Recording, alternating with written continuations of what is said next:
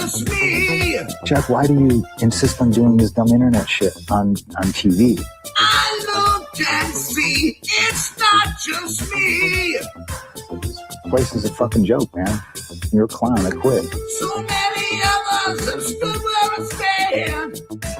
We are the young, so raise your hand. So many of us have stood where I stand. We are the young, so raise your hand. They call us problem child. We spend our lives on trial. We walk an endless mile. We are the youth gone wild. We stand and we won't fall. We're one and one for all. The writing's on the wall. We are the youth gone wild.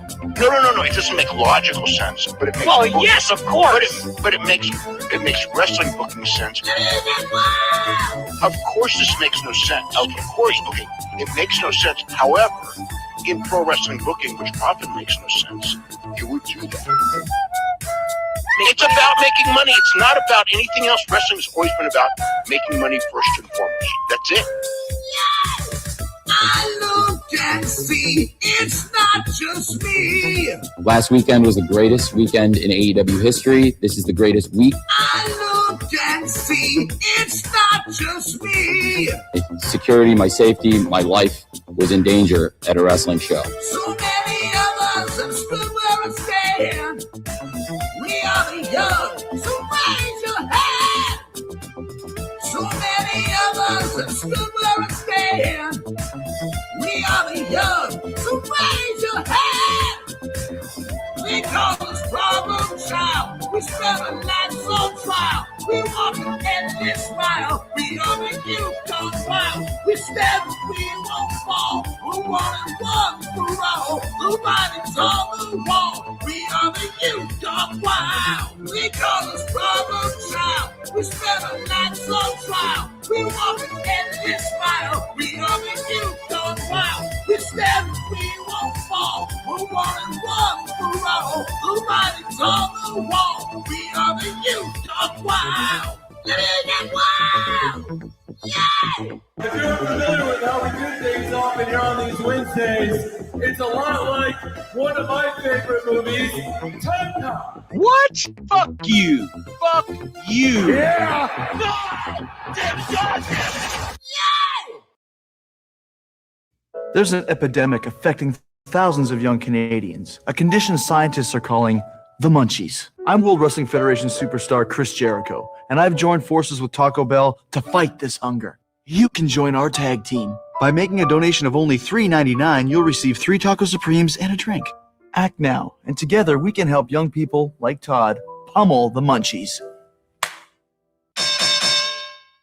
Why not buy this official WWF poster only at Taco Bell?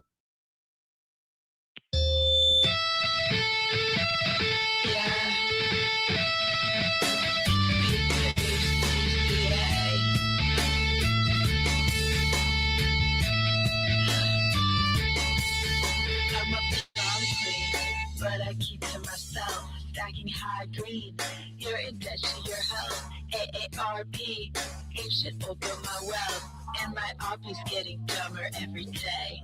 Ha! Up in the gym, but I never need a witness. Tonic and gym, when I work it on my fitness. On Becca, on God, I'll make you wish you had this hot rod. On Becca, on God, I'll make you wish you had this hot rod. On Becca, on God, I'll make you wish you had this hot rod.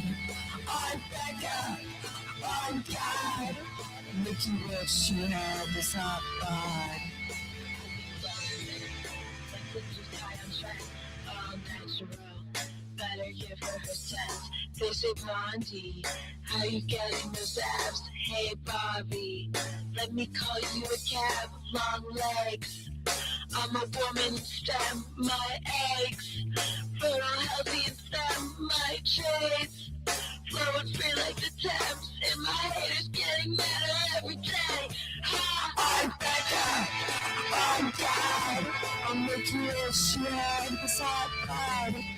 I'm Becca, On God, I'll make you wish you had this hot pad. On Becca, on God, I'll make you wish you had this hot pad. On Becca, on God, I'll make you wish you had this hot pad. On God.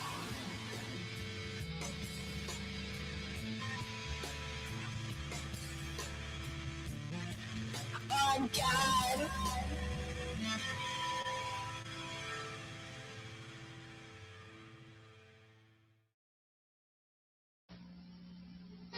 Get a Life is brought to you by Foot Locker, America's most complete athletic footwear store where it all begins. In trying to make an artistic statement, one should be careful not to let one's personal aroma do the talking. In order not to offend the critics, I recommend Right Guard Sports Stick. It provides maximum protection and the freshest scents, a sublime palette of odoriferous emanations. After all, a true artiste should be remembered for his inspiration, not his perspiration. Right Guard Sports Stick. Anything less would be uncivilized.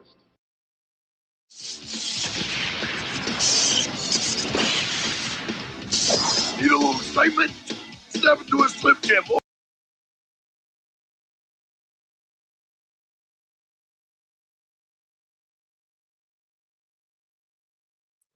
Ooh, what's up, everybody? Welcome to another eclectic edition of PWT Live Show.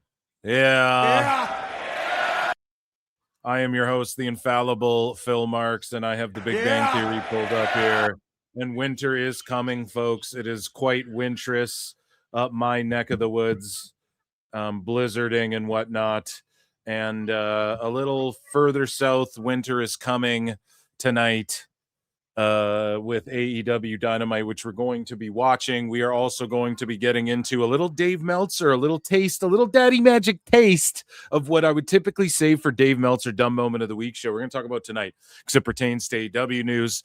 So we're get your flutes in the chat. We definitely need flutes in the chat. And we're going to talk about Dax Harwood, Matt Hardy, Dave Meltzer. We also have some miscellaneous news, some TNA news, some pressing TNA news. We have just a bunch of, and then WWE news. The Royal Rumble queue was fucking insane. Just going to talk about a little bit of NXT and what's been going on in the WWE world and all of the good wrestling stuff since we hooked up on Saturday, folks, and some of Monday. If you guys didn't catch Monday, remember Monday was just a full-blown sicko segment for like 2 hours of straight sickos from the last 3 weeks. It was on the member show, so I'm going to refrain clipping that for a little bit, just, so members go and watch that. Make sure you, or patrons as well, patreon.com/ProWrestleTimes. Hit the like button. You can super chat or become a member for only 99 cents on YouTube. I do a bonus show weekly every Monday, okay? And if I don't do it Monday, I just do it another day, but I typically hit every Monday. So consider doing that if you want to support, or you can gift a membership. And those are my plugs right now. Check out the Patreon. Okay, I have a couple Botchamania reaction watch-alongs, the original OG Botchamanias. We've uncovered them all, and a lot of them are just nuked off the internet. I know the current ones, Matthew has figured out how to, a lot of them still get sniped, but he figured out how to like do it without getting them all sniped or whatever. So the OG Botchamanias, I have reaction videos to those coming out and whatnot. So that's been fun. 99 cents Canadian. That's right. So chat, round of applause for you all. Welcome. This is going to be a fun show. I can't wait. We're not overloaded with anything too much either with this night, in this other tab over, I am also on Tony Khan Walter. Tony Khan might go live before winter is coming. My fingers are crossed. I'm hoping that I do. And yeah, let's see here. And I'm bookmarking something on the fly that I just saw that we'll get into as well. So that's awesome. So I'm hoping he does, rather, not that I do. I'm hoping he does. I'm hoping he goes live before winter is coming, because we could get a good LOL video out of that. But if not, it's all good. So ladies and gentlemen, without further ado, make sure you guys vote in the poll in the chat as well, or tell me in the comments below if you're watching this on replay, like, who's more annoying, Dave Meltzer, Matt Hardy, or Dax Harwood lately, or just in general? Who would be more annoying? Because a lot of people do think Matt Hardy is kind of annoying himself sometimes, or maybe his wife or whatever. So maybe I should have put her name too. No, she hasn't jumped in on this, but I'm sure she will. But either way, yeah. So let's get into, make sure you guys vote in the poll. Make sure you guys comment down below. And let's get into this whole shenanigans. Do I want to talk about... God, I've missed you guys. Okay, Tony hasn't gone live. Tone hasn't.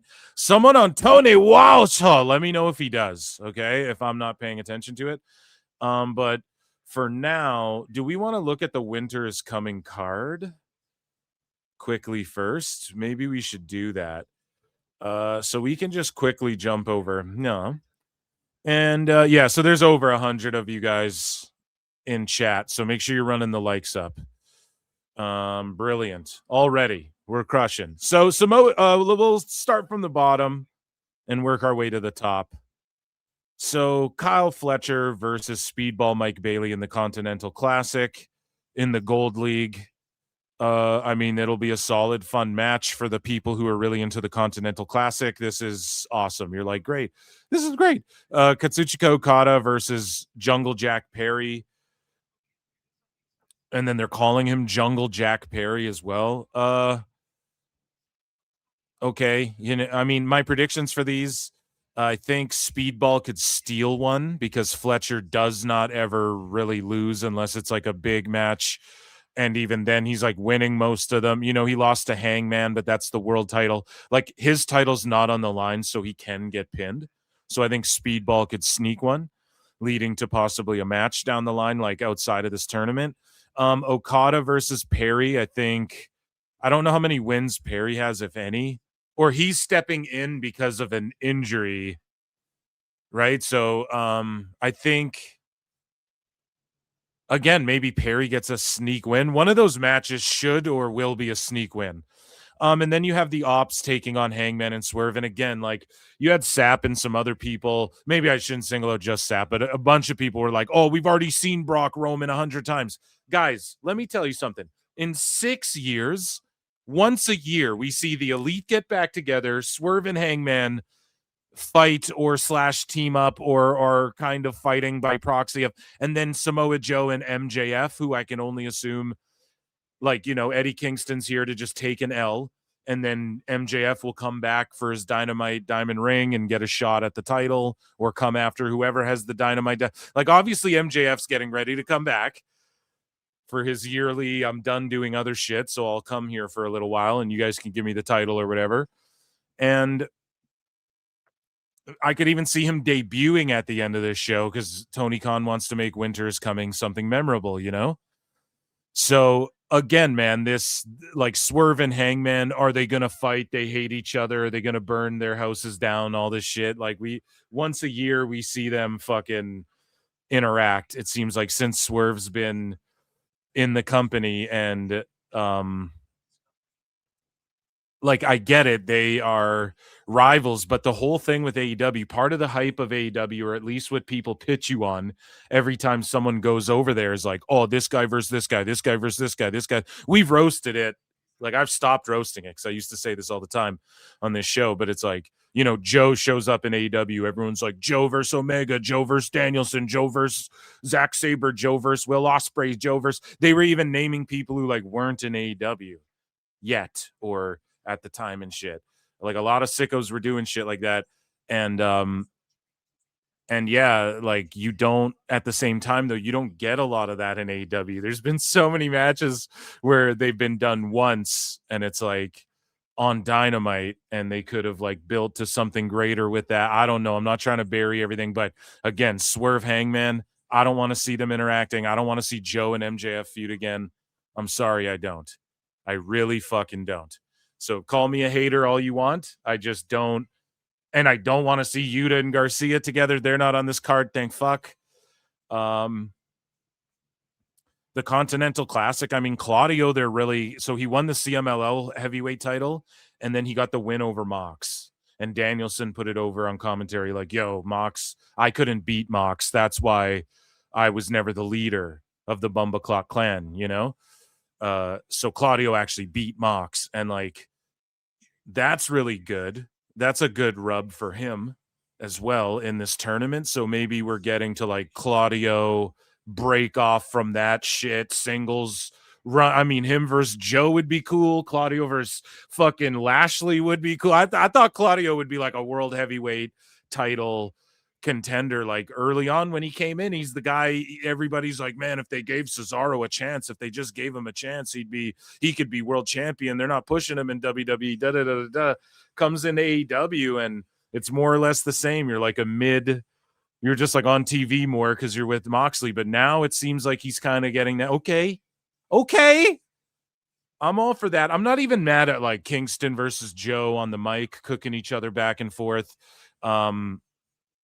Like this is just like a match for Joe to win. You know what I mean? And Kingston will like put up a fight, but it's not going to it won't get goofy. I've promised you guys this whole time, Joe won't get overly goofy with these motherfuckers, okay?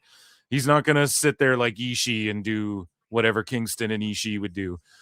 I bet this will be like a pretty solid match, honestly, for the world title. And it's not going to go too long, you know, and it'll be the most, unless they gaga it up with a bunch of garbage. It's not Falls Count Anywhere. That's the Swerve Hangman shit, is Tornado Tag. Because they're just going to do, you know, tables and ladders and chairs, oh my, right? And then I didn't mean to skip over the women's tag match, but this is probably to me the most compelling thing. Shout out Mina Shirakawa, who drew some views actually on that unrestricted pod, and people will go look and laugh. They'll be like, oh, come on now, Phil. That's not views, but it's like more than what other people get who go on that fucking podcast, you know? So proving that like even within the AEW fans, like everyone can agree Mina's amazing. How old is Mina Shirakawa? Let me Google that. No creepy, just we Google lots of ages on the show. 37. I did not know that. Holy shit, buddy. So she'd probably retire in AEW if she, you know, like what's the odds WWE picks her up and brings her straight main roster and when she's 40 or whenever her deal's up with Tony Khan. I did not know she was 37, man. That can't be right. Let me just fact check myself. Mina Shirakawa, wrestler age. Okay? Wrestling, bro. What does age 37? Dude, she comes across like she's a young soul, okay? Shout out Mina, because I'm like, dude, she's 24. You know what I mean? I would have never guessed she was 37, bro. Wild, man. Shout her out. She's crushing at like, whoa, what is her diet and exercise routine? What the fuck is she doing? You know? Jesus. The fountain of youth, man.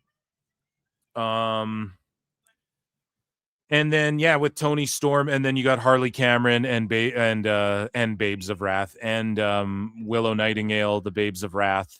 And this is the final. This is for the titles, which got overshadowed by Stinkishay's national title or whatever. I mean, I'm looking forward to this one.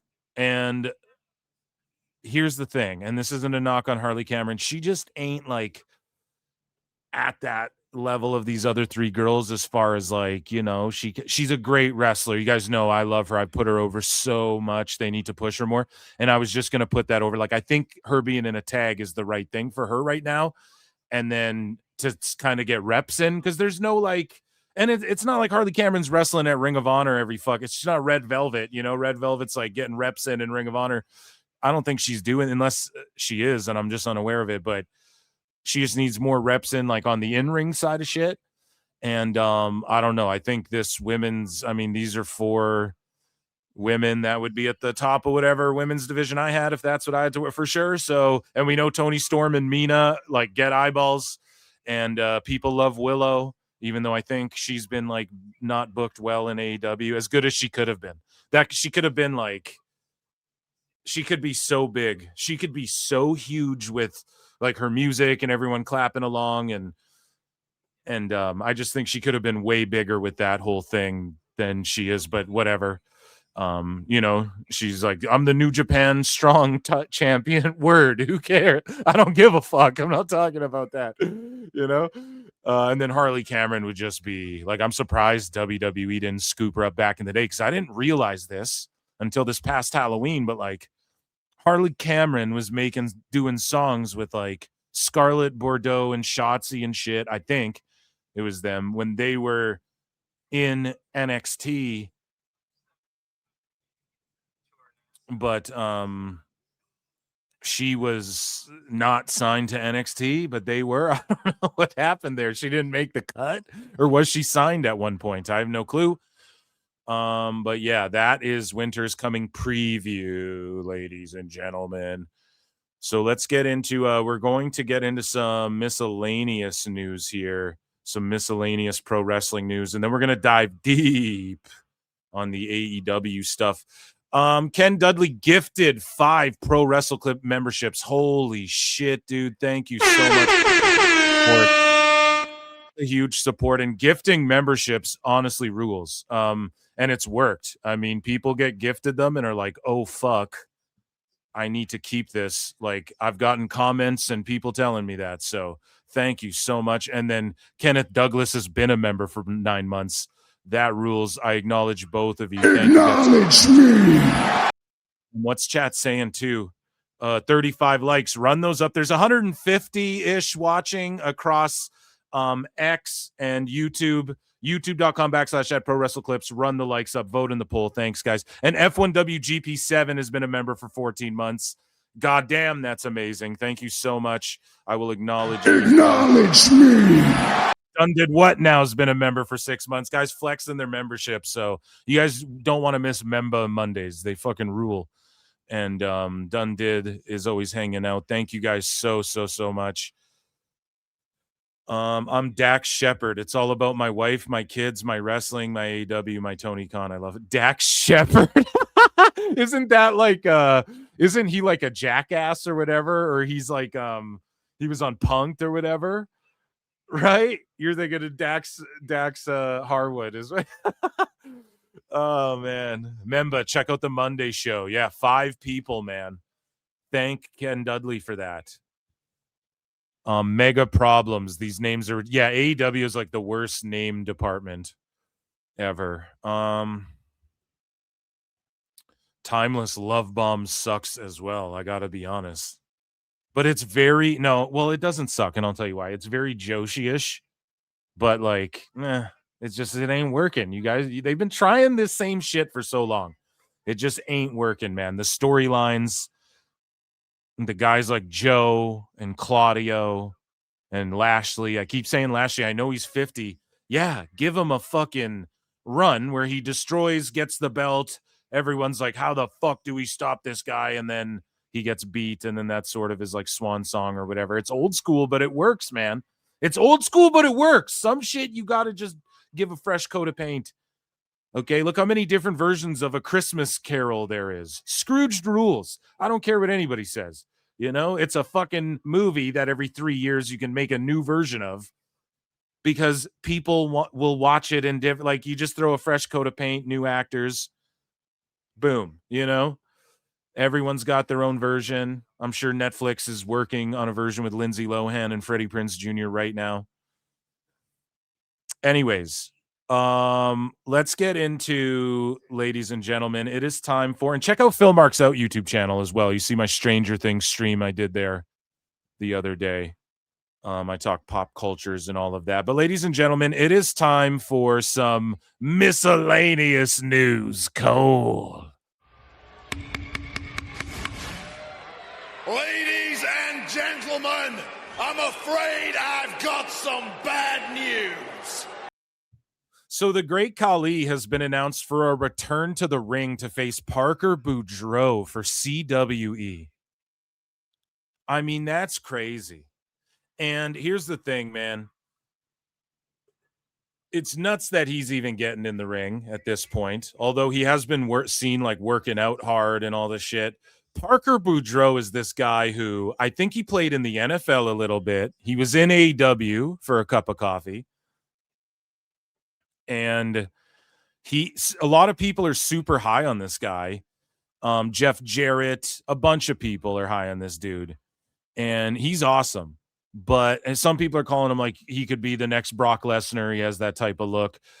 He's an awesome dude, but he's not like the best wrestler. But he has this imposing, menacing, like there's something about it. He's got like the babyface assassin thing about him, you know, like a young Josh Barnett thing about him. Although I don't think he can like shoot fight like that, but he knows like all these famous rappers, dude. If you look at his Instagram, and he's like a name that people are backing, and like he gets the big match against Great Khali. I'm sure. Well, hopefully for him, that comes with a good payday. You know what I mean? Interesting that it's Parker Boudreaux. And I'm like, how did he get that match? Shout him out, though. No hate, all love. And crazy that Great Khali's coming back. Like, that will make headlines, you know? That'll be the front page of whatever India newspaper, you know? Ezekiel, speaking of the old school, man, Ezekiel Jackson moving around and training in the ring. Look at this shit. He's coming back. 47 years old, 300 pounds. Ole. There will be no stopping. It's when you go harder than somebody, man. Look at this shit. I mean, he's not particularly hitting the ropes with crazy speed, but you can't tell me he can't make a couple bucks, especially how everybody loves nostalgia. You can't tell me that he can't make a few bucks, you know, getting back in there once or twice, you know? So, history was made tonight. Pro Wrestling's journey with the 3 most marketable. Richard Holiday. Shout out Richard Holiday. He's awesome. He's a throwback. He's doing his thing on the indies, man. And look at that title, that beautiful world title. I don't think it's a world title, actually. It is a Midwest heavyweight title, but a heavyweight title, no less. And yeah, NWA Exodus Pro Wrestling's 3-year anniversary show is coming up, and it's happened. It's on their YouTube channel. So check that out. Speaking of like other feds, Noah, affiliated with WWE, but still doing their own thing. The Good Brothers, they showed up. Machine Gun Carl Anderson and the Big LG Luke Gallows made their presence known in the Noah ring tonight. Let's take a look. Smile. Whoa! What's this? Oh, hold on! Blindsided by the Good Brothers. What? What on earth is happening here tonight?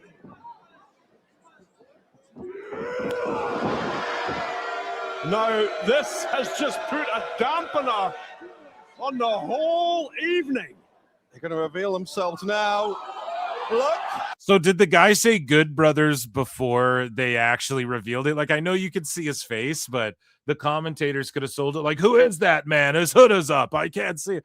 Yeah, no, all good. I'm not trying to shit on them, but it's like, damn, they called it like before the big reveal, I think.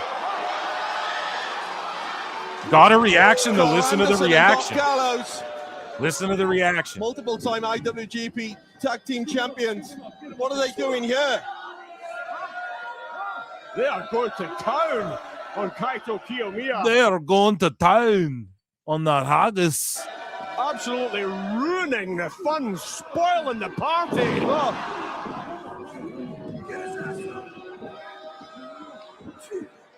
Oh, dear Lord, this is just hellish. This is after 3 matches, including one being 60 minutes long. Well, they clearly did not come here to gain any fans and make friends. Carl Anderson, as well as a former JG Tag Team Champion with Giant Bernard.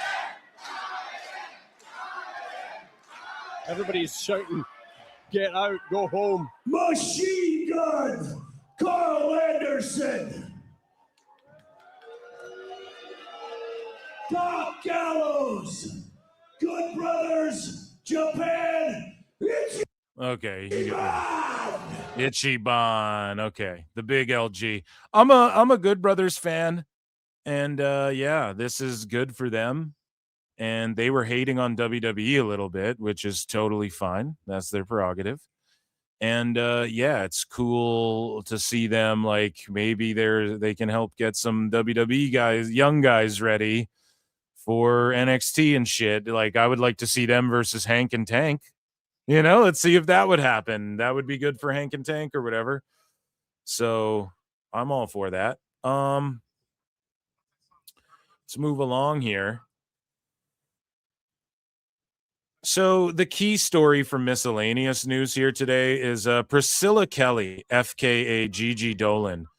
She's, been doing the stink face spot, went a little viral, and before she came to WWE, she was also known for going viral for pulling a tampon out and like shoving it in someone's face or whatever. And so she's, I don't want to say like going back. Well, she is. That's what she's doing. I mean, I'm trying to give her the benefit of the doubt is what she's doing. She's going back to like doing this like overly sexualized stuff. And maybe that was always her plan. Maybe she was doing this. You just don't know Priscilla Kelly, bro. Okay. But sorry, I just remember like the tampon spot and then seeing her on some key indie matches, right? And I like Gigi Dolan. I'm a huge fan. You guys know that I love Toxic Attraction. I thought Gigi was going to go further than JC Jane was, personally. I thought that she could have did more, and I was shocked when they released her from WWE, but she's doing these like real sexualized, these, I don't know, obviously it's to try and go viral, and I don't know if she's leaning into what made her viral before. I don't know if that's the play or if she's just expressing herself honestly in the ring, man. Could be that too.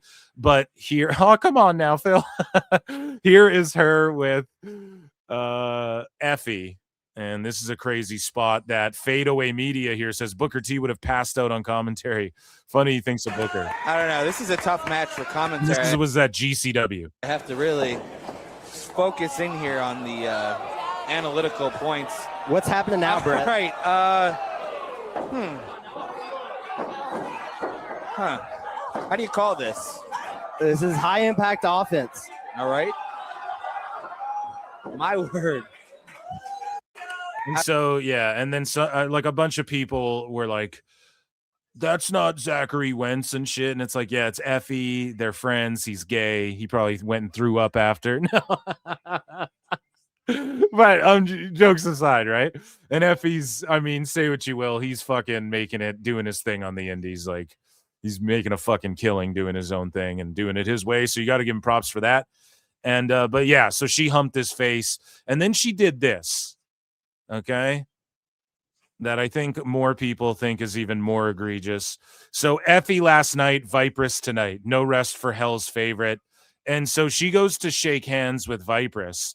And before she does, she gives her like the Mallrats. Now, have you guys seen the film Mallrats, where, you give them the guy in the movie, Brody, played by Jason Lee, explains like a stink palm. And then he gives, Michael Rutger the fucking chocolate covered pretzel. And, he stink palms them, essentially. And so she does that, but with her vagina. It is a sink or swim situation. Hold on. Exactly what I was talking about, Jordan. And Viperous says you can't. And so it's like a outfreak blood me. oath, but it's like a vagina juice oath. Priscilla Kelly. Well then. Listen, Viperous cover here. In the middle of a match.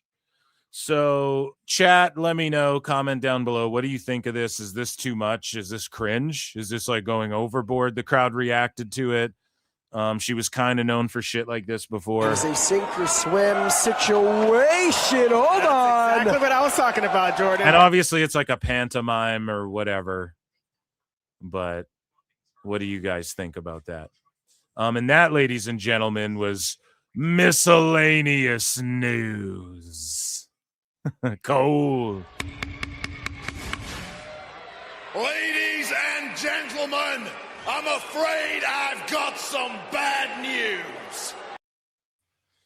So joining me on the show, JJ Alexander of the Full Circle Radio Network and DPW. JJ, would you book indies and have worked indies? What do you think about that spot? And do you know Priscilla Kelly? And are you okay with that shit? I've never dealt with personally Priscilla, Queen of the Trash Bags, but I would never book her. Oh, Queen of the Trash. Oh, come on. That's not very fair. What my business partner, Shell, that's been her nickname for her ever since she did the tampon spot years ago. Okay. Priscilla, Queen of the Trash Bags. Oh, man. So, fuck that noise. You don't like that? You don't like her no. over-sexualization? No, there's over-sexualization, but she's trying to be like a female Gigi Allen so freaking badly, and it's just super cringe because she it's just so forceful. Like everyone's like, oh, I gotta do something disgusting to be punk rock. No, fuck you. No, you don't. Someone in chat said, Paul Carpenter said, oh, yay, feminism. Imagine a guy grabbing his dick and then doing that. Well, Joey Ryan did that for fucking 10 years and made money. Joey Ryan ripped it off from Sexy Eddie from Interspecies Wrestling. Eddie originated that fucking move and did it 10 times fucking better. And Joey Ryan admitted he stole it from Sexy Eddie years later. Interspecies Wrestling? What is that, like furries or something? No, that's our sister company. When you met Ed Wood the other day, that's the other company, the one that runs up in Canada. I'm joking over here. I'm busting your ball. Dude. Yeah, so ladies and gentlemen, it is time we're gonna get into some TNA news, okay? So let me check this out here. We're going to head over to TNA News, ladies and germs. Make sure you're hitting like, make sure you're hitting subscribe as well. So, oh yeah, I need to play my drum here for a little aces and eights and a little Canadian banjo for you. It is time for TNA News. So Matt Hardy says that he wants TNA to focus on story more than 5-star matches. I think, you know, what TNA gets accused of a little bit is being very WWE-ish at times, and but maybe not in the story department, but like the over-the-top characters sometimes and whatnot. And they do focus on having like banger matches. But I think that this criticism would be more effective like a couple years ago or a few years ago, or, you know, before the rebrand. I don't think they do that too much. I think they do it as much as like NXT. What do you think? Yeah, I think they it's weird because TNA they're still finding their footing again on stories because they really went overboard with some really cringe stuff during the pandemic, and I think they're still recovering from that 4 years later. Like I was never a fan of like all the Wrestle House stuff they did and all that stuff. Like I couldn't get into it. I tried. I just couldn't get into it. Well, he has criticisms across the board for people. We'll get into more later in the AEW news portion of things. But Myron Reed is actually working in TNA without a contract. There you go. This according to Fightful. They typically are spot on with the TNA contract stuff. However, he has been in discussions about a possible deal. Sign him. Or NXT. Yes. Sign this motherfucker. I want to see all four rascals together for a while. Like, I want to see them play out. You can get different combinations of the two. You can get a 6-man out of you can whatever. Or I'd love to see these four go to AAA maybe if they all got scooped up by WWE down the line. I don't know, but maybe they're like been there, done that with Wesley and Zach Wentz or whatever. But Myron Reed is such a great talent. I was a bigger fan of, oh God, the name's escaping me, but the stable that Myron Reed was in MLW that was basically like MLW's version of the Rascals, where it was Myron and Jordan Oliver. I really like the stuff they did together. And the name is escaping me right now. Yeah, I can't. I just know he's like Rascals OG. I'm happy that they're together. He's working without a contract for some reason.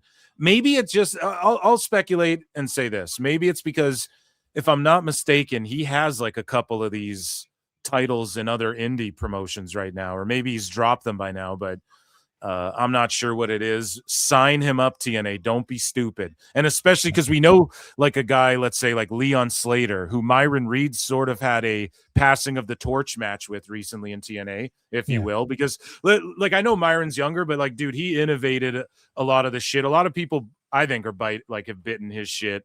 You know, we've seen MJF do it on a pay-per-view. I like All In, that over the top rope cutter and shit. Like that's Myron shit, you know? So, and I told everyone like, yo, Leon's going to get this win. And it's like a passing of the torch kind of moment. You know, if they're going to snipe a Leon Slater away and you need an exciting fucking X Division talent with size, Myron Reed's that guy, man. So, speaking of Myron Reed, his wife, I don't know if they're married, but Killer Kelly, her TNA contract is set to expire in December. However, the two sides have already been in discussions regarding an extension. Yeah, you need to keep her around. The Knockouts division, I think, is so good.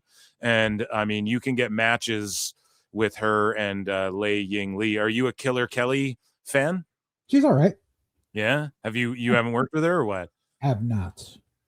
Yeah, I think she's awesome. I think her and Masha Slamovich are fucking amazing together. But unfortunately, Masha Slamovich has been removed from the TNA roster page. God damn it. Following Akira and his agent or manager, they had like an outburst. I don't know if this is because of There's a lot to that story that I could tell you, because like that, all the New York workers were talking about that the moment that it dropped, because Masha's got cemeteries in her closet, not just skeletons.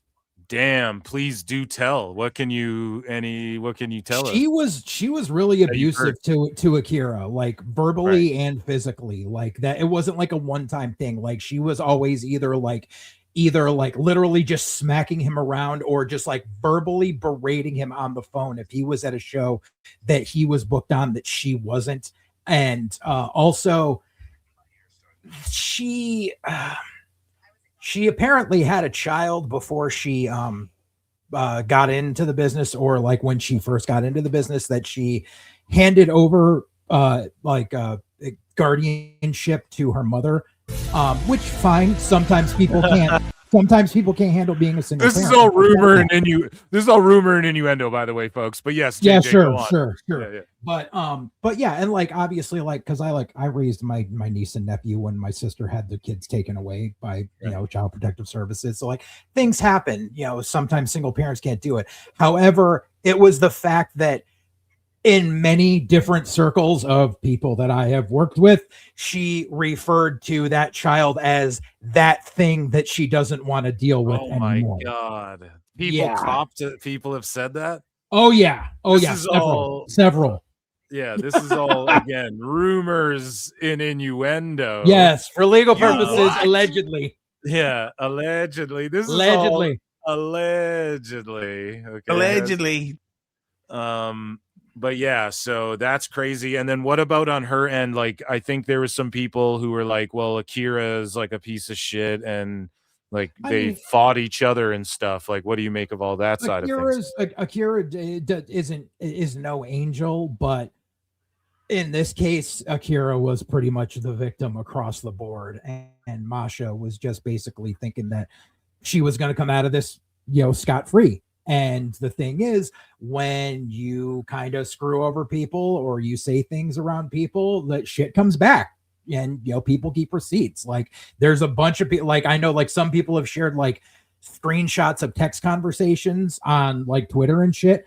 I've seen more screenshots than have been distributed on Twitter. Sure, So it's not from just like one or two people. Like this has been going on a lot. Yeah, and it was like their agent or like Akira's manager or agent or whatever that like fucking that dropped, or like self-proclaimed, I don't know but who dropped the screen grabs of the text and was like, whoever it was like, it's not like Akira put it on blast, but right, that's kind of sloppy shop if that's the person like representing you putting that all out on blast and then being like, fuck you and shit. He said some nasty stuff about Masha.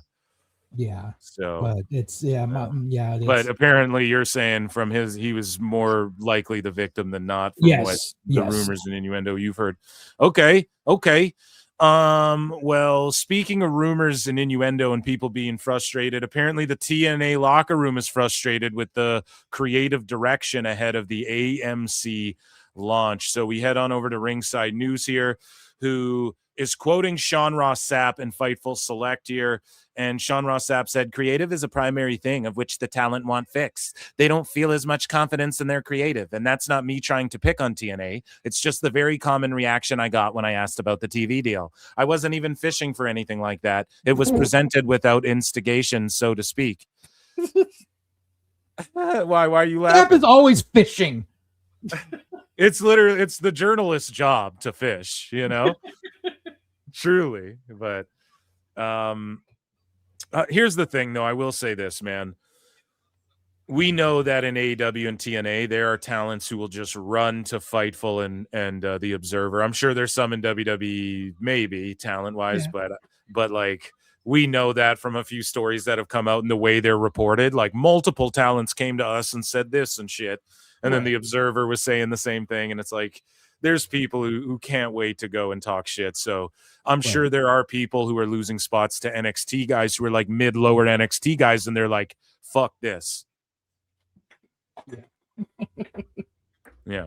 So moving along here, speaking of people saying fuck this, and NXT talent, I don't know what the fuck this has to do, but the lineups for both Team TNA and Team NXT have been confirmed. So this is like the big payoff, I guess, on TNA side is like, okay, NXT got the invasion. On our side, we're going to have Steel Cage War, Team TNA versus NXT, but the NXT guys are like mid-lower. Right.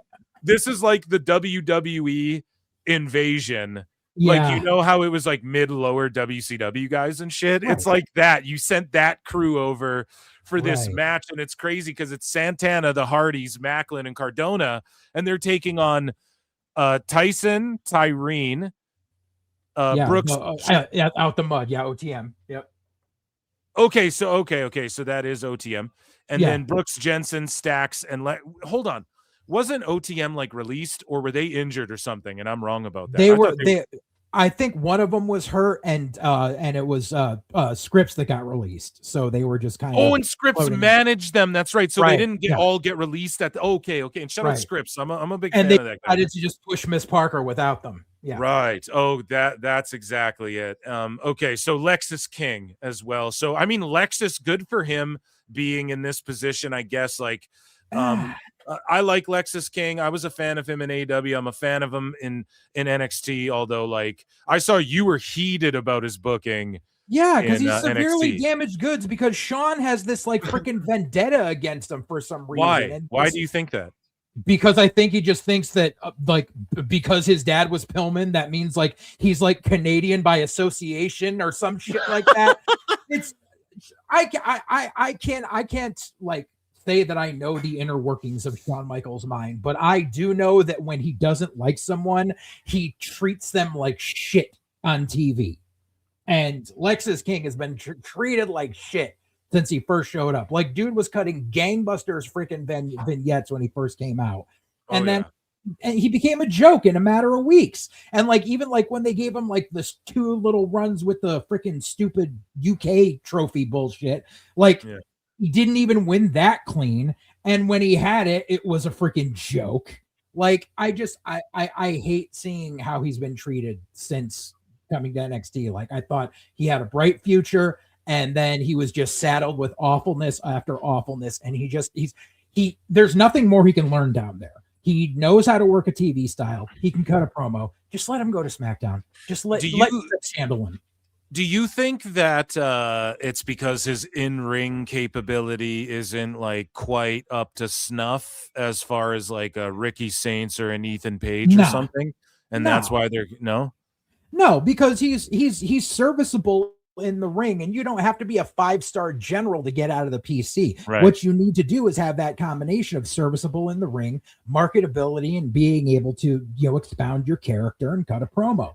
He can do all that, no matter the bullshit that Sean saddles with him. Because remember, like he came out the gate like, I'm Pillman Jr., but I don't want to be known as Pillman Jr. and I don't want to be on my dad's shoulder. And it was this great freaking character. And then within a matter of a few weeks, it was, I'm a throwback who likes 80s hair metal, who's gonna feud with DJ Eddie Thorpe over rock versus EDM. And it was like the most 80s fucking AWA story I've ever seen. And it was terrible. So what do you think of Brooks Jensen being on there, the son of Bull Buchanan? And he was supposed to be, I heard that he was supposed to be in the Blondes thing in AEW, but then he got scooped up by NXT. But pretty much he could have went and did like what Lexis King was doing in AEW. It would have been Brooks and Griff. I guess, like, yeah. And then he ended up going to NXT, and he's been sort of like, right. He's been a tag team, and now he's just sort of like mid-lower, and I think people saw more than that in him. What do you make of that? Brooks is a second-generation guy who, like, he's not a bad worker. He's just there's no sizzle. What do you call it? There's sizzle. There's no steak. Like, he's been down at the PC for God knows how long now, and it's just like kind of the same. He's kind of in the same boat as his dad was. Like, you're there, you're serviceable, but you're not going to be money in the long run. Damn. So and then on the TNA side, yeah, but you're right though. But in the on the TNA side, you got the former heavyweight champ, the former international champ. You got fucking Matt Cardona. You got Jeff Hart, the tag champs. Like, this is like their top guys. Like, we want to tune in and see some of these guys, and they're in this cage match. If this team TNA doesn't beat these guys, holy fuck, like that would be such a slap in the face to TNA fans and just in general, the booking in general. Santana, I think they're not keeping the title on him because he's bulking up so heavily. Like, he's getting ready to go to WWE. I mean, it's pretty obvious here. So, so I missed the last couple of weeks of TNA. Did Santana get the belt back from Frankie already? No, he doesn't have the belt. It's still Frankie. So I don't know if Santana's going to WWE that quick. I think they're giving him the chase for the title versus the KG veteran of Frankie Kazarian. As much as they say this is the big blow off, it's not going to be, because with freaking Dax holding one of the TNA belts, this is going to keep going further past this. Right. Speaking of going further past this, and the first TNA Impact Thursday night on AMC, going past this new year on the 15th, we're going live, but Lance Storm doesn't know if they are going to go live past that. So Lance Storm says, I didn't get anything pinned down other than it won't be every week live. I suspect long term it'll greatly depend on if the tape shows do as well as the live shows. Now, that's where the spoilers come in. That's where they kicked that fan out, because they were like, oh, shit, at our live, nothing can get out. You know what I mean? So I'm surprised they're not going live weekly, but I think if they do some live and do some taped and they see a surge in the live number, I think, we could see it live weekly. Now, that will cost more money per episode, though, which they want to keep the cost down on this $30 million deal. So a lot goes into that. Eric Bischoff said he speculated, like, from my experience, from what they're doing, I bet they could like $250K an episode or something. They could get an episode done. But of course, Bischoff is a little bit removed there, but he's like, man, things are cheaper. And he does do the RAF shows. So it's not like he doesn't know entirely, but he has a good guesstimation, if you will, guesstimation. And so, Lance Storm just says you need to go live enough that the fans get the impression that it's a live show. And once they have that feeling, then you can throw in the taped one. So Lance Storm, I'm with you all the way. I feel like they should go live as much as they can this first year, and then like at the holidays, whatever, you want to throw some taped ones in there. I think also to promote the TV, doing house shows doesn't hurt either. But I don't think they're going to do that, man, and that's unfortunate. No, I think they are. I think they're going to get their footing. They're going to get their footing on AMC, but TNA is definitely going to still do house. They're not going to do like a huge amount, but they're still going to do house shows, because that's kind of that's part of the trade-off with doing the partnership with NXT, is because NXT hardly does house shows, and a lot of these kids need to get their fucking reps in, and they're not doing it at the PC, just running drills in front of no crowd. So it's the good thing is that they were able to go to TNA to work in front of, an audience that's not the same family and friends every fucking week. Yeah. So moving along here, and who knows also, actually, before we move along, who knows if TNA is going to go like, or do they just go to in America, or do they tour around Canada a little bit too? I think they should do some Canada shows and bring TV to some markets that WWE maybe abandoned even with their live shows a little bit. I think that, and maybe I'm wrong on that, and maybe that doesn't work out with the accounting or whatever, but I think that would be the move. Like, don't get too big for your britches. And just slowly grind away now. It's new. It's a new landscape now. Right. Plus, a couple of months ago, there was that word going around. I forget, but it was basically, and it was NXT doing it. It wasn't it wasn't main roster, but it was NXT going around to like Big Ten college campuses in America, looking to book like house shows there, and like doing like bulk deals on tickets, for students and stuff. I'm not sure if that plan is still going forward in motion. It's been a couple months since I heard about anything, but that would be a prime example of doing like NXT, TNA, and AAA talents on these house shows, and that's your inexpensive house shows for these guys to get reps, and it's kind of like the methadone for the main roster people who aren't getting house shows most of the year and don't want to spend $100 a seat to go to Raw or SmackDown.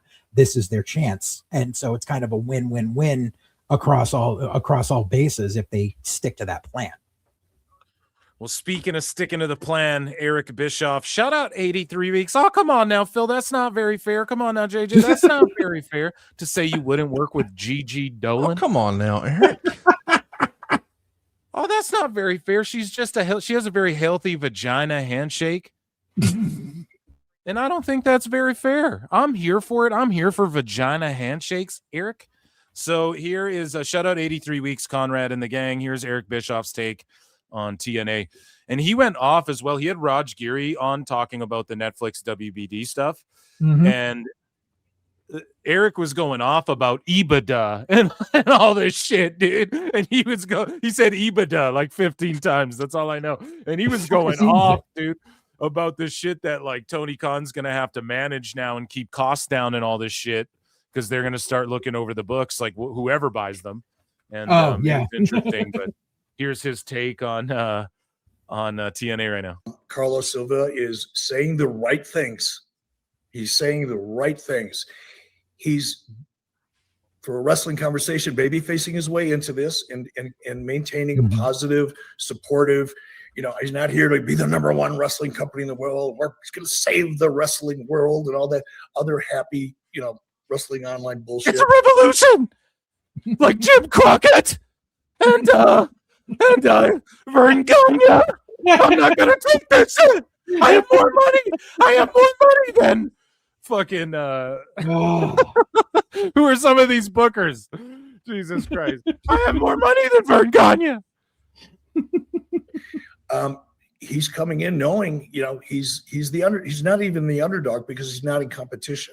Now, the fact that he's, got a partnership with him is part of that. But I mean, even from a positioning point of view, I think he's going to come in. He's going to maintain. And what I'm really saying, he's doing a great job of keeping the expectations low. This is where Tony messed up. Tony messed up by setting the bar so high, and he hit. I'm not going to take this shit. I have more money than Paul Heyman did. Shit. Until he didn't. And then the audience is disappointed immediately. Whereas if you keep that, if you manage, and that's an art form too, is managing the audience's expectation while you're continuing to grow it. Don't overpromise and underdeliver. Promise and make sure you overdeliver, and do it incrementally over time. Don't try to do it in 6 months or 1 year or one night, right? Make the little adjustments, find out how and why, as we talked about with using, the roster that they currently have to tweak the demos up where they need them to be. That's how you produce television. That's different than putting together matches that, you or your existing fan base even really want to look forward to or see. Yeah, you have to do that, but that's not how you grow your business.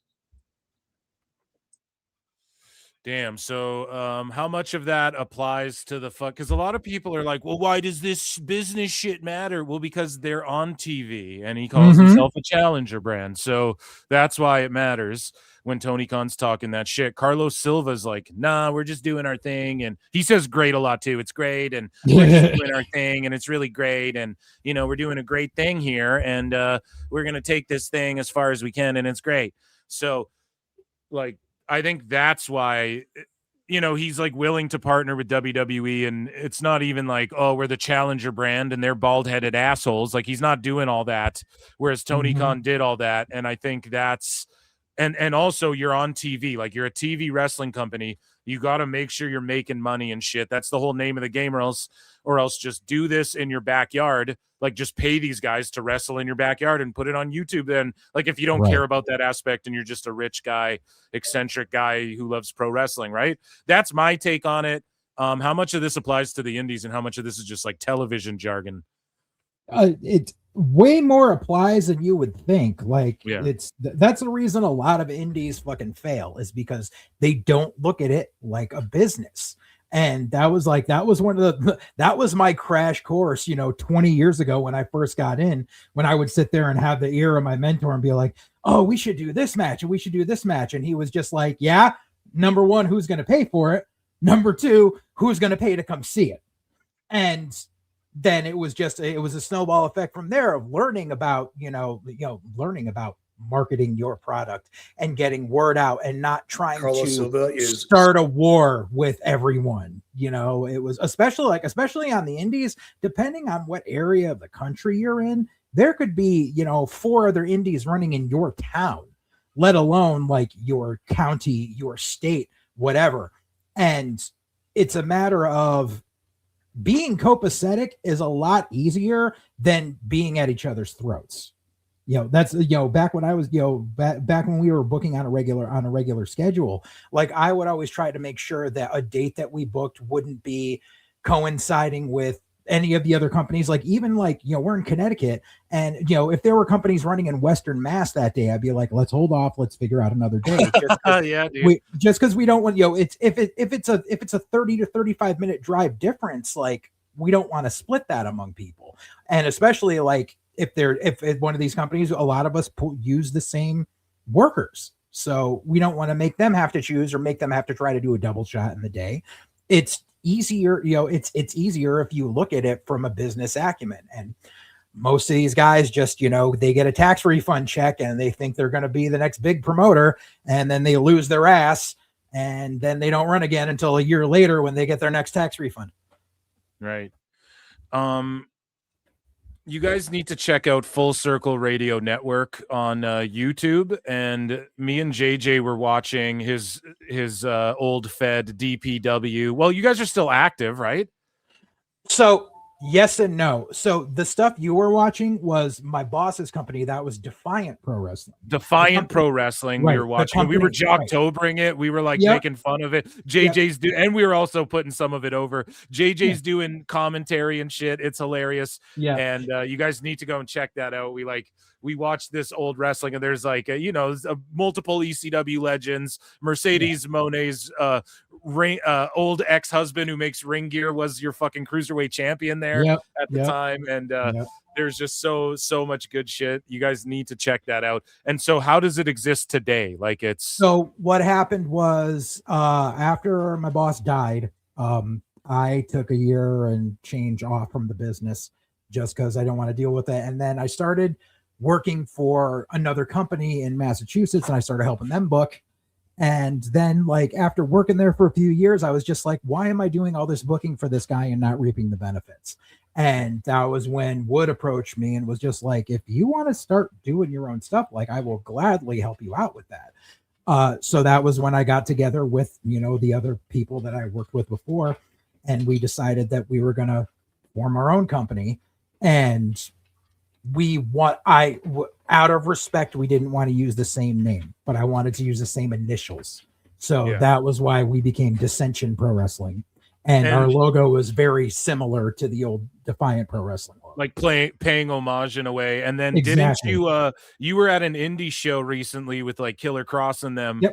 And you there was a DPW chant that There was because Mercedes Martinez was wrestling the Portuguese Princess Ariel, and they had worked each other 1,000 times back in the day in our old Fed. And a handful of people in the audience started a DPW chant. I'm like, you old bastards, you're gonna make me cry.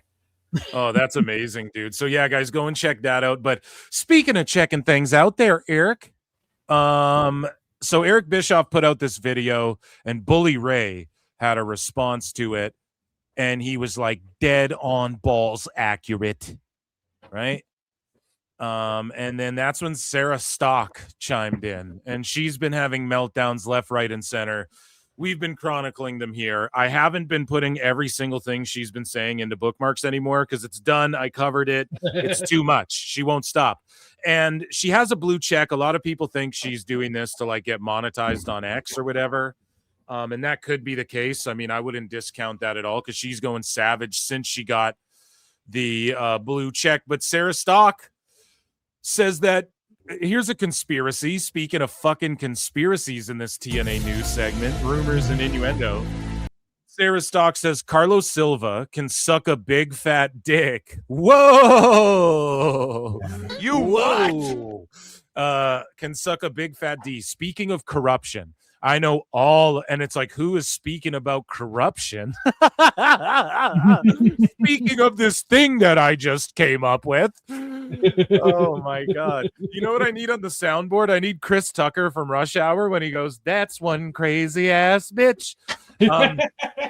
And she goes, I know all about the shit he's tried to pull. Your support makes me wonder if you're complicit. So now Bully Ray is complicit in corruption somehow. Just because she just made this up, right? Just out of nowhere. It's just like fucking, throwing out accusations because I know you ain't ignorant to it. So she knows Bully Ray is complicit in corruption, dude.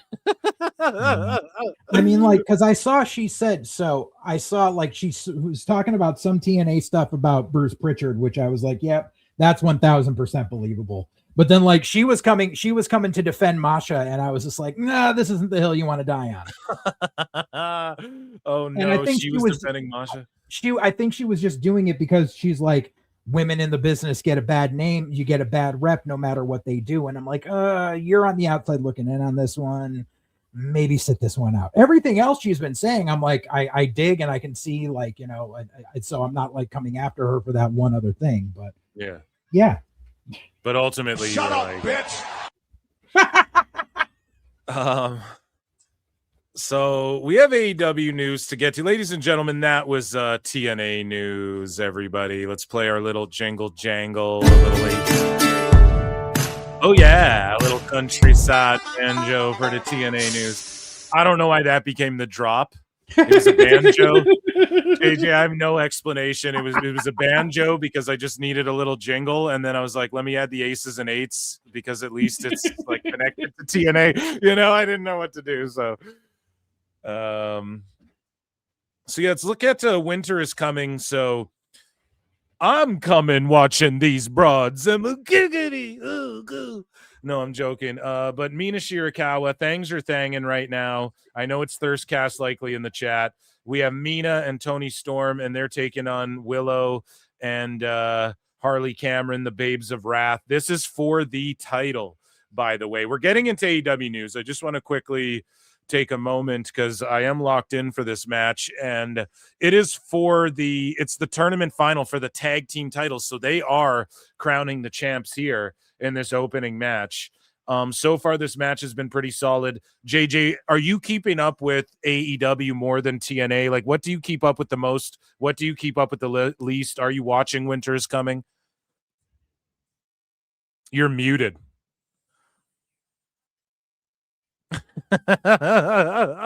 My bad. I muted. I was the one that did that. No, I'm pulling it up in a separate window right now. Okay. Just because like I tend to not watch Dynamite unless I have to. Yeah, so no hype Winter is Coming. Yeah, no hype. I DVR Impact and get to it when I can. Raw, I usually watch most of it live. But NXT I kind of fallen off on because I can't watch it live, so I have to go back and watch it the next day on the CW app, and most of the time I don't want to because I hate Sean's booking. Yeah, I like NXT, but the last like couple weeks I've either only caught like a chunk of it or I like missed it, and then I just see the shit on X or whatever because I've just been busy doing stuff. But yeah, TNA I've like fallen off of since BFG, I'm not even gonna lie. And then like AEW, obviously, like I watch it every goddamn Wednesday on this show, so it's like it's on, you know, I ain't gonna miss it. I know that. So but yeah, these girls are cooking, man. I'm down with this match. Let's get, and then Aubrey Edwards in there. You're not a fan or what? No. Yeah, I was.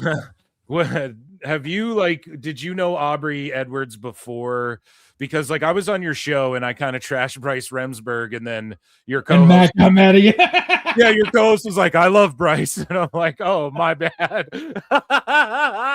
Have you guys encountered Aubrey Edwards out there in the wild? I have not. I just know that she's rubbed a lot of people the wrong way. My friend Charlie Domino, the author, has had to deal with her quite a lot and can't stand her. So Jesus Christ. So ladies and gentlemen, yeah, let's get into some AEW news. Let's start. We will start at the bottom, I guess, and just we're AEW. Yeah, exactly, and just trudge our way through. We have quite a bit. So ladies and gentlemen, everybody all together in chat now. Ichi ni Sanda. It's time for AEW news. So we have an update, and we talked about it a little bit, and I even said this when the Netflix deal allegedly went down with WB. You know, I said it on the show. I was like, I don't know if it's official yet, because there's Paramount and there's fucking, you know, Niccolo Piccolo is like, yo, don't hang your hats on this yet. And also, like, I was reading shit on Twitter about, like, you know, the Trump administration's getting involved. And then that all sort of seems to be true. And Paramount, they launched a hostile takeover bid to buy Warner Bros. And they are going directly to shareholders with a bid valued at $108.4 billion. Da-na-na. And Warner Brothers, come on down.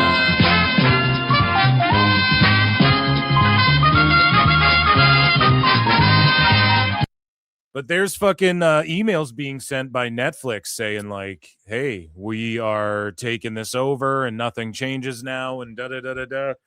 And so Paramount swooped in and it's being revised and the government might look this over and da-da-da-da-da. This is going to be ongoing for like a while, obviously. And AEW's fine in the form it's in until like, what, 2028? So again, people busting their nuts about this story. Eric Bischoff, and you were like, I don't know about that. Eric Bischoff also, I listened to 83 Weeks there, him and Raj going back and forth. And Bischoff is like, no, I don't think they're safe. Like, honestly, because now they're going to start looking over shit. And if they see this AEW thing, they might be like, ditch this or whatever. But the apparently what's going to happen is like TBS, TNT, that's all going to become this company like Discovery Plus. And then they're going to try and sell that to someone else other than Paramount or Netflix too, if they don't want it. So it doesn't matter. Like AEW is going to be looked over with a fine-tooth comb, and they're in limbo right now. They don't know. Are they a sport? Are they entertainment? Are they part of TNT Sport / TBS like an HBO Max? Are they? Well, they are, but will they be when this thing dissects and unfolds? I don't fucking know. But either way, man, there are theories out there that this is by design, and this is like a backdoor bully. Like TKO will backdoor bully AEW, regardless if it's Paramount or Netflix. It's, that this has all sort of been by design, I guess. I don't fucking know. We read Nicolo Piccolo's thread where he broke that all down. I'm not sitting here going AEW's done. Like, I think he'll just put it on YouTube or launch like AEW Plus with Ring of Honor and shit or whatever he does. It'll be something like that, but it'll be interesting no less. JJ, do you give a fuck about all this? Are you doom and gloom on AEW, or are you just like, whatever? It's funny to see Six meltdown, but as far as the TV stuff goes, number one, Paramount is just it's such sour grapes, and the fact they're trying to do this hostile takeover nonsense when they just had their merger with Skydance, and now like they're trying to push the envelope when it comes to antitrust laws here in the US. That's just that's a fight that they shouldn't be taking, especially when they're already being scrutinized for doing stuff like canceling Stephen Colbert and saying, oh, he lost us $40 million, but then they're trying to do this giant ass freaking multi-billion-dollar bid for these networks that like are not worth what they're trying to bid for them. So that's like a whole thing on that. As far as AEW's TV and all that stuff goes, I've been saying it for quite a while, and it came before all the merger nonsense and everything was being talked about and everything. But I said that whenever they lose their TV deal or their TV agreement, because I guarantee like even like as it stands, there has to be an out clause for the network to be like, if you're not hitting a certain number, like we're going to pull you. And in the world of television and Hollywood in general, like you can say like, oh, we've got a contract for 4 more seasons. That doesn't mean jack shit. They can pull the rug on you. Oh yeah, anytime, bro. They can fucking pay you. They can pay you for a show. You make a pilot, and then they fucking get it right then and there, and you still get paid for it and shit. They will do that, man. There's no fucking and even then too, with as far as like, oh, we're ending the show, you're not getting paid out for the seasons they didn't give you and shit like that either. So it's interesting, man. And yeah, they'll have to like keep their eyes on like the books, dude. And Tony Khan's already accused of cutting costs and whatnot. So what more can he do? And that's the other issue is if they are to lose the TV deal that they have, which Nicolo Piccolo has already revealed that like that $180 million is a fucking lie.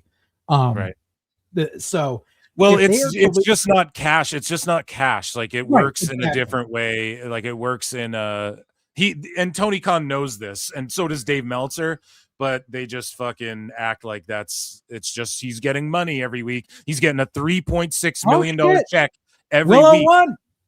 That's what Dave Meltzer thinks, though. He thinks that they're just getting a $3.6 million check in the mail every week, cash, cold hard cash. Like, no. Right. And so this is the problem is if they are to lose this TV time, or if they're to get, even if they get moved to like a lesser network, like True TV or something like that, I just have the feeling that eventually Tony's going to start losing interest the way he does with him losing interest in pushing certain talents. And what's going to happen is all of a sudden and I've said this, I've been quoted as saying this before, like all of a sudden he's just going to not show up for a Ring of Honor taping and Collision taping one day and just text like Jerry Lynn and Pat Buck and be like, yeah, I'll catch up with you on Wednesday, and just start no-showing more and more. And then one day he's going to no-show Dynamite. And that's when it's going to get to the fact that he just doesn't want to play anymore. He's done playing with these toys, and he doesn't have the love of it if he's not getting paid for it. And that as much as they say like the Khans have this much money and they'll go on forever and he'll pay for a spot. No, he won't. If he has to pay for fucking airtime, he's not going to have interest anymore, because that's the way rich people are. If you are paying them to do something or giving them something for free, they'll keep doing it. The minute you tell them you have to put in dime one, no, sorry, I don't care anymore. Yeah, dude, you're right. You're actually right, man.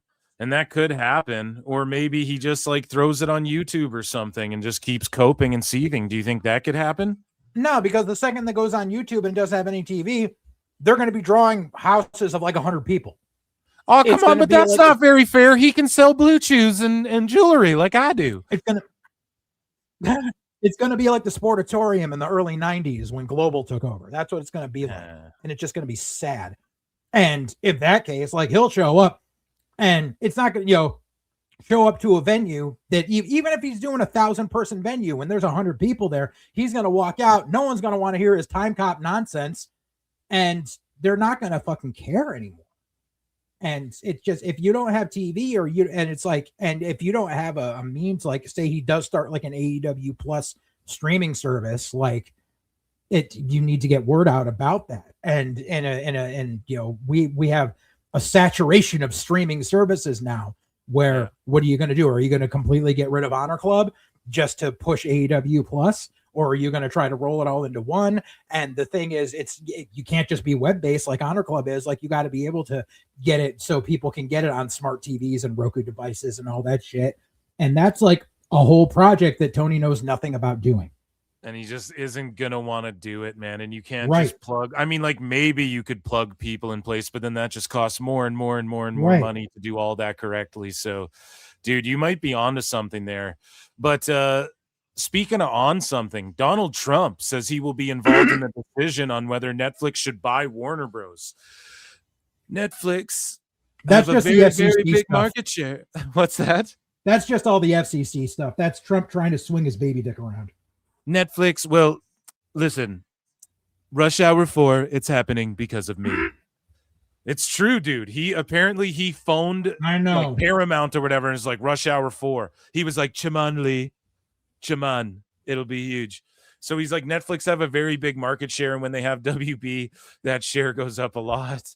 I don't know. That's going to be for some economies to tell. I'll be involved in that decision too.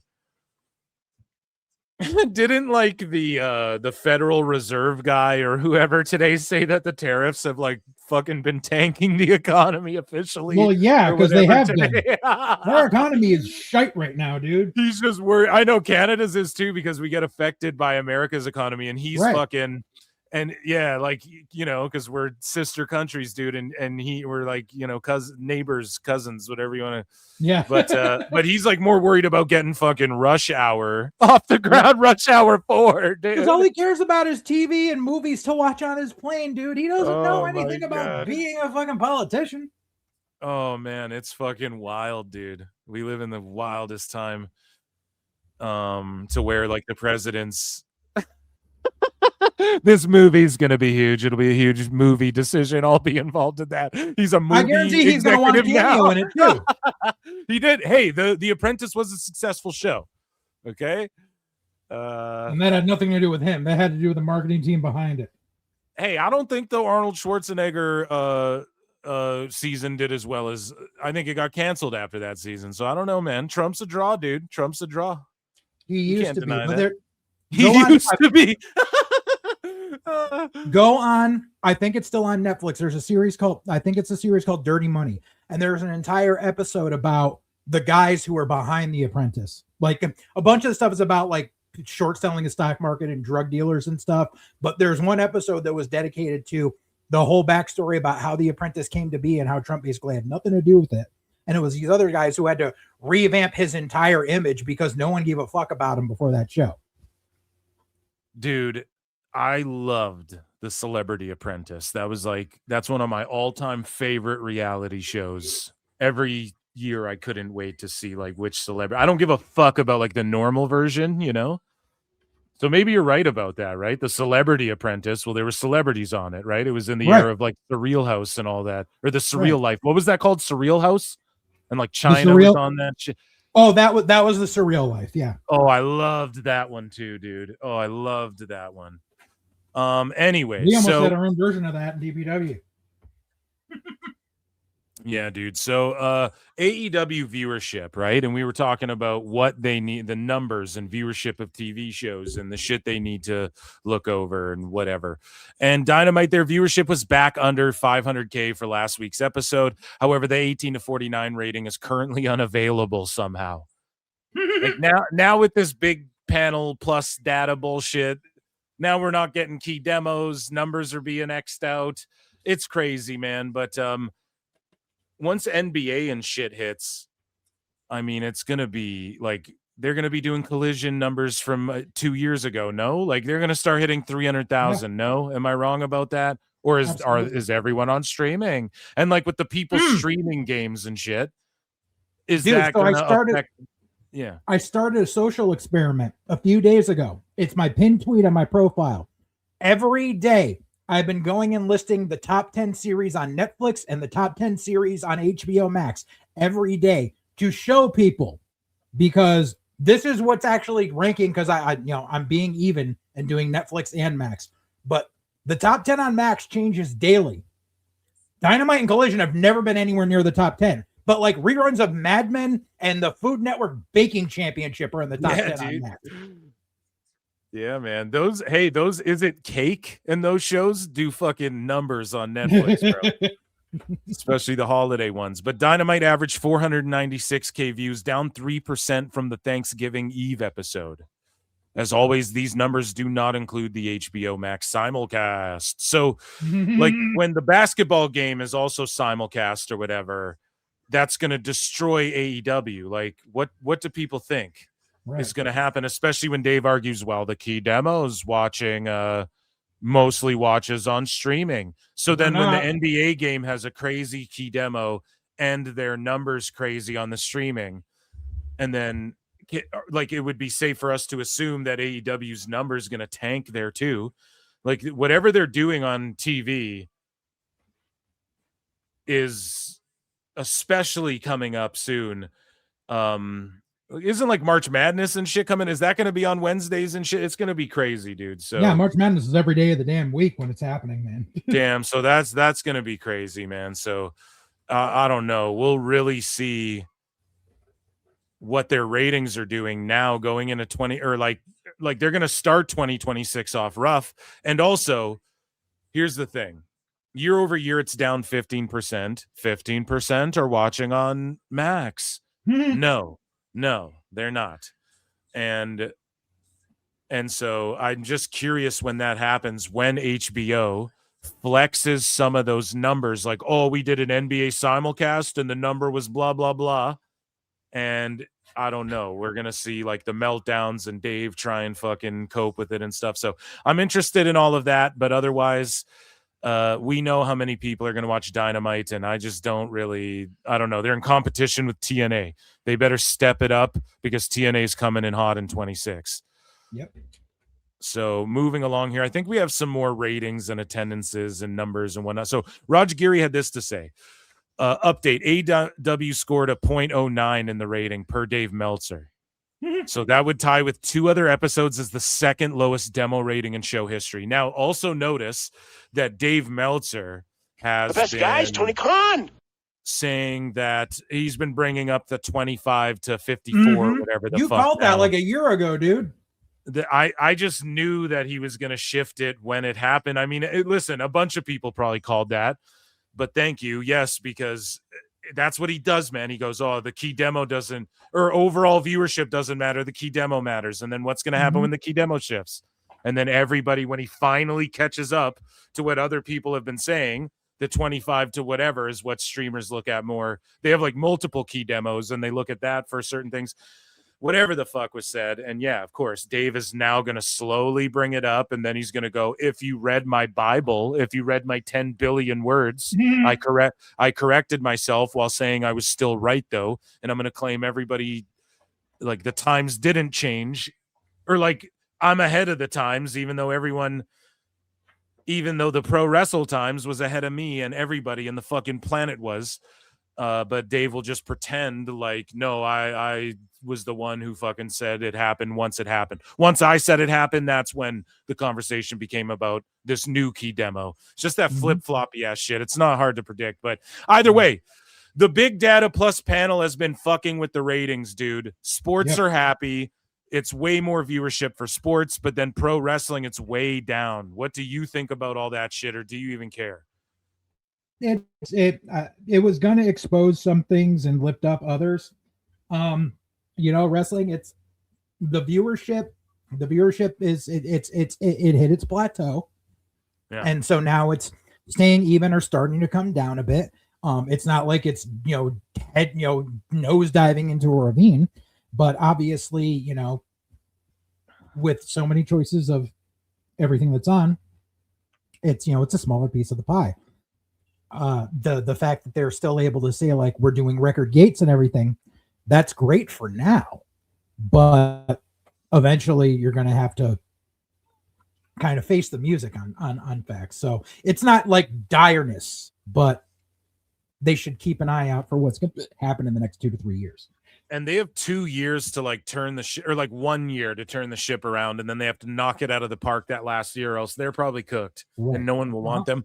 But I think someone will reach out. Like, they'll get offers from like Tubi and shit like that. When does the CW deal come up?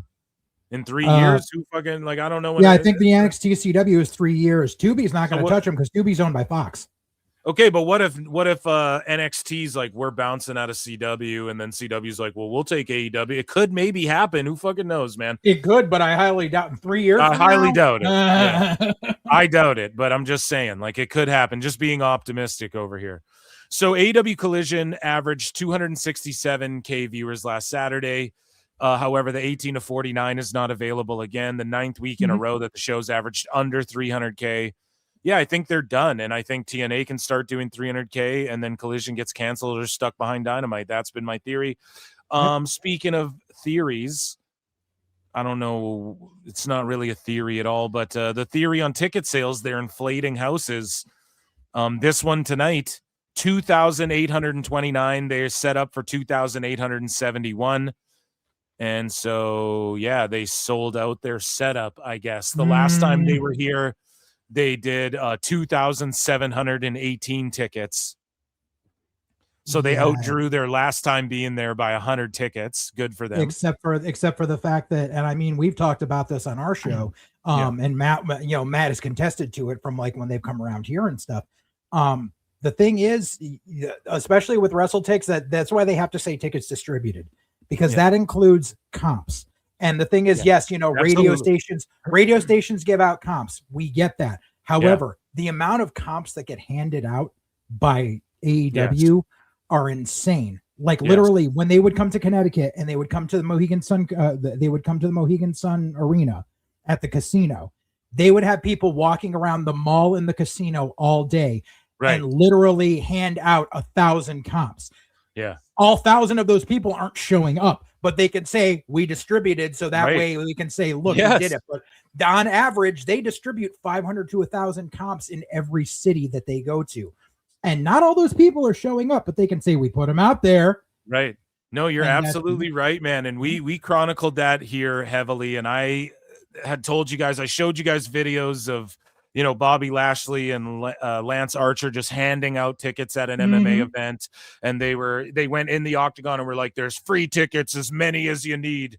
Go and I was like, I heard shit that people in AEW were hot about that. And then I had heard stuff from people in and around Texas and shit, in and around the area who might have interest in all that and stuff.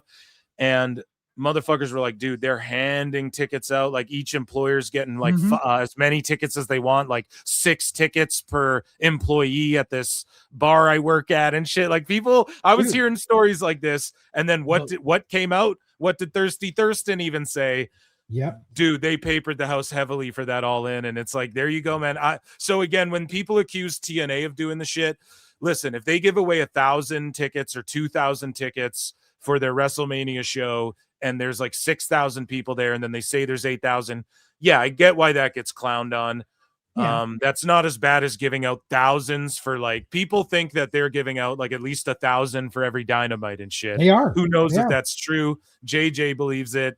I'm sitting here like, if you told me that Yeah, and that's the thing. You've seen it, dude. So again, like if there's 2,000 people there tonight and they handed out 800 and some free, would you be shocked? I wouldn't be shocked, but I'll give them the benefit of the doubt and say for TVs, they're not papering too hard. But again, we've seen Swerve's cut videos for their social media saying like, hey, if I'll be here today, come get free tickets and shit. Dude, the last time, not the most recent, but the time before that they were doing that they did the 2 days in a row, Dynamite and Collision and Mass. Mercedes Moné was on her personal Facebook handing out comps. I had like a very select few people around here took her up on it because she burned bridges with everyone around here, but a few people got free tickets from her. Damn.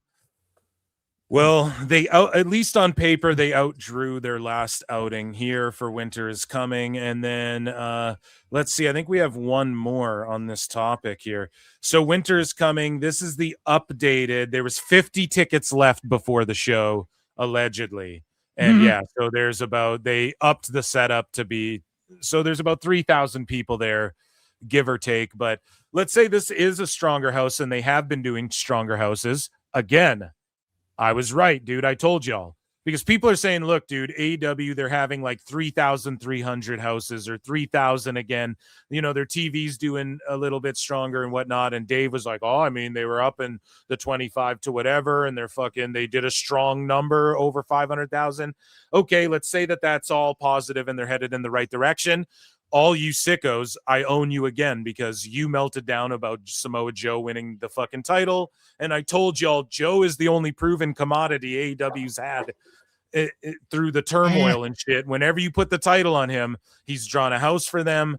He's maintained or improved the ratings. Now they're back down lower. I'm not shocked. It's just which like, again, this would be where Joe fell off. But if we're believing like Sicko Vecna Meltzer and some of these other folks, oh no, they're trending upward. Okay, Joe won the title. So I'm right again in that regard. But yeah, we'll see how the house is or whatever. The crowd's been hot so far for this show. Let's look over here for a second because Sassy Girl 7824 gifted 5 Pro Wrestle Clip memberships this holiday season. God damn it. That is a huge support. I appreciate that. 5 of you motherfuckers have access to bonus shows.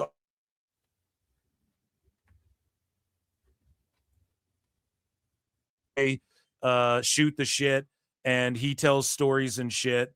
The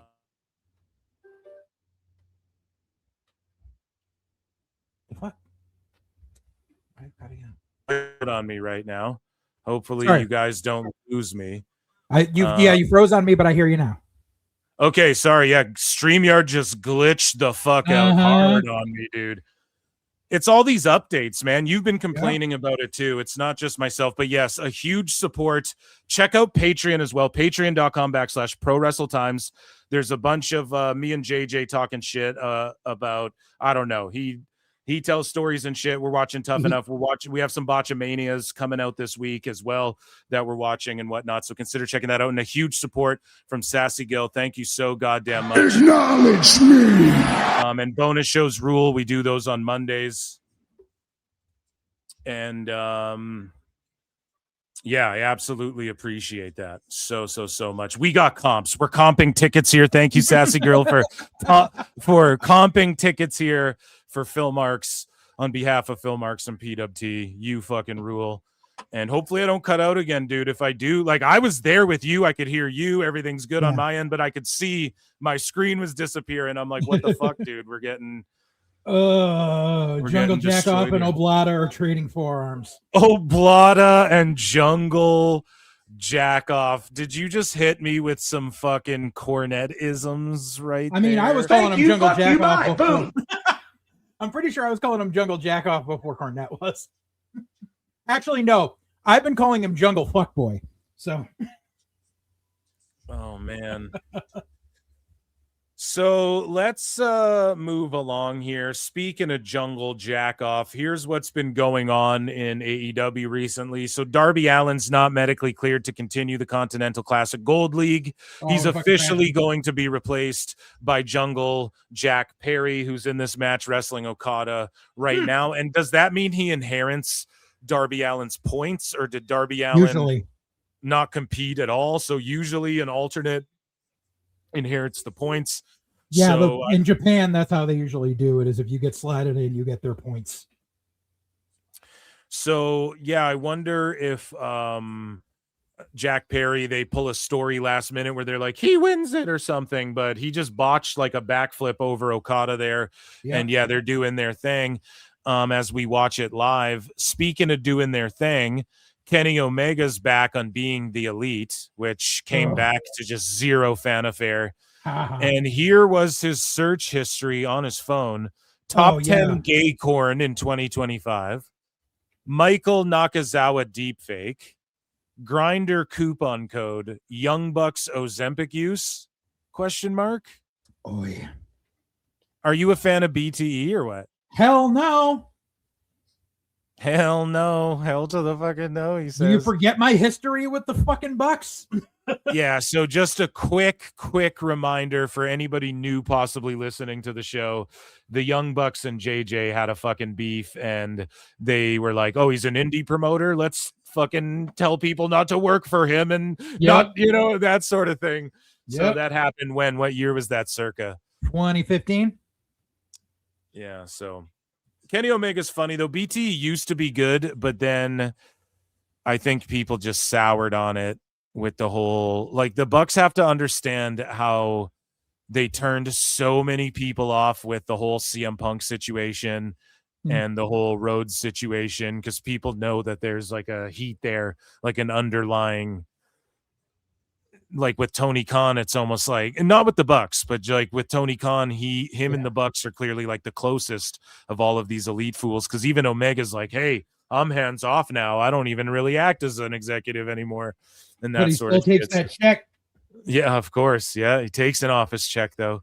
That's the thing. They're all just working Tony Khan. He's a fucking money mark, and that's okay. There's been more of those. Am I wrong in saying this? There's probably been more money marks in pro wrestling than there have been like competent fucking promoters and bookers who could take. Oh, absolutely.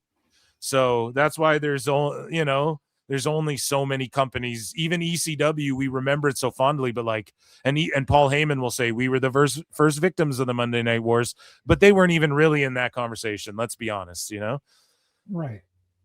And in all honesty, ECW wouldn't exist without Todd Gordon. Yeah. But speaking of not existing, RJ City, his show went away, right? His show. And it was called Hey EW, and it was the only show that I thought had any merit to it, that I thought was funny. I didn't watch them all, I'm not going to lie. Some of them I would tune in for.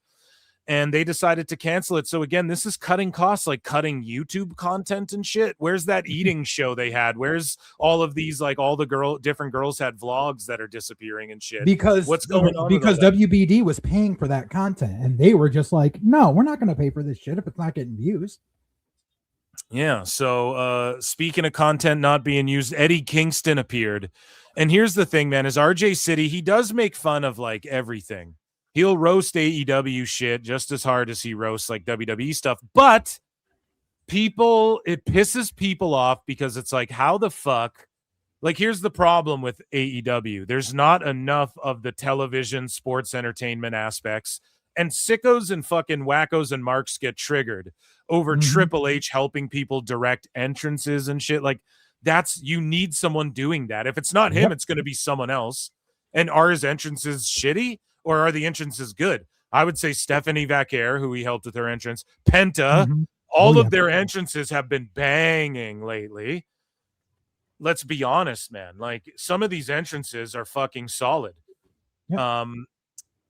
And the thing is, like, Triple H is helping some people develop this shit. If it's not him, it's someone else doing that.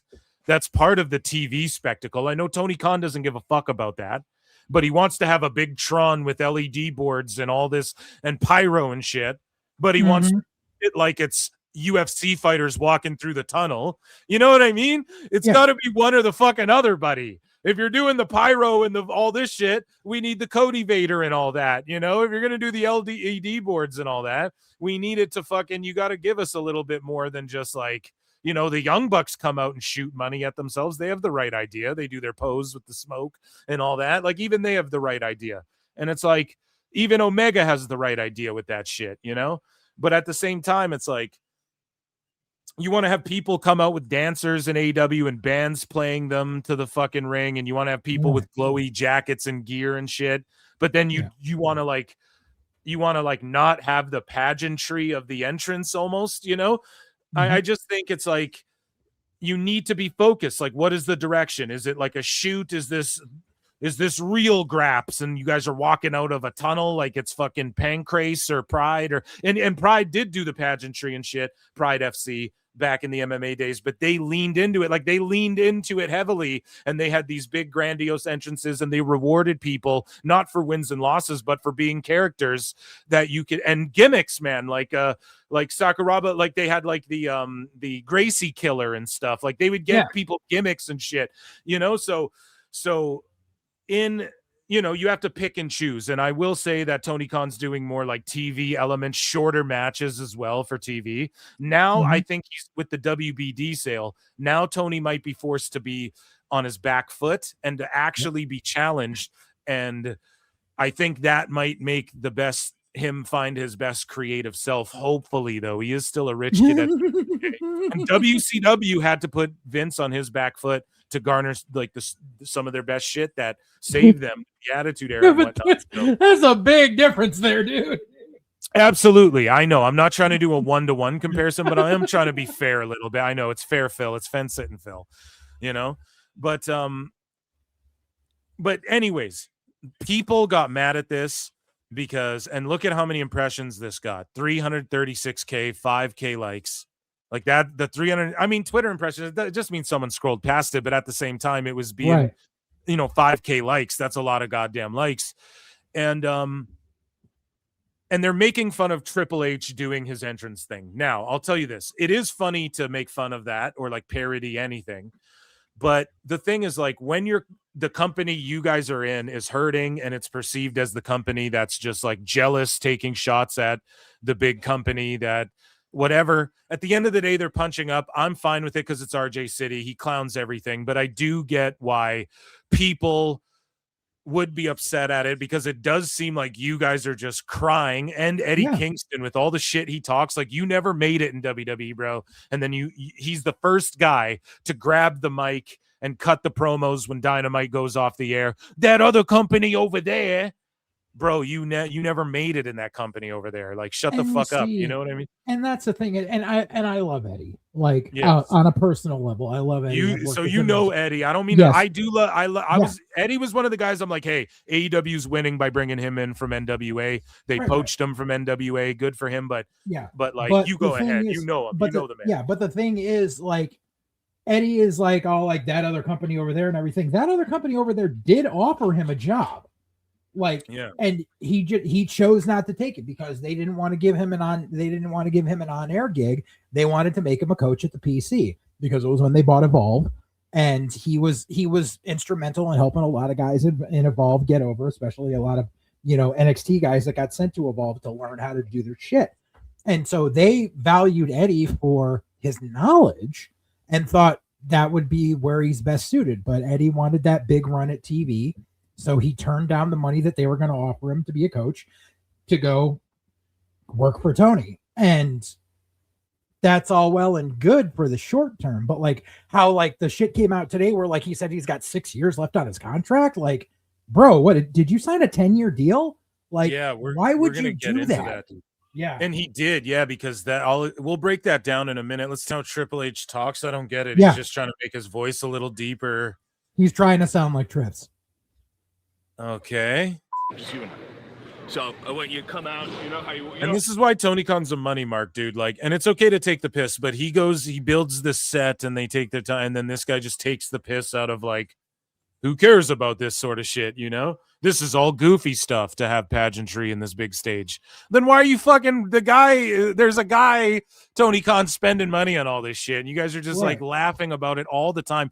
Even Ricochet, he's like flexing, man, we just work less and get paid way more money and all this shit. And it's like, that's exactly why people don't take you seriously and don't take, I mean, aside from like, you know, finger videos or whatever, but like that. And then also like the fact that you guys are just marking Tony Khan, and that's why he's a money mark. You guys just laugh about the fact that you work, like none of you are drawing for him.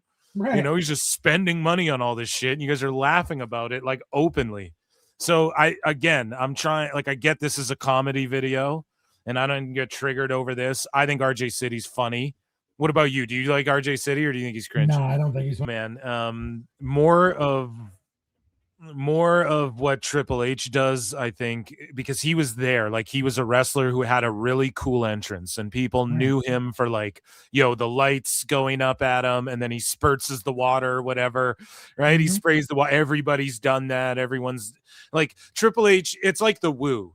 Spurtsing the water, like everyone knows that's Triple H from DX or whatever. And he also had like an iconic entrance with DX as well. And so I just think that like Triple H being at TV and he's not ripping scripts up, like he's hands-on doing something he was directly actually good at.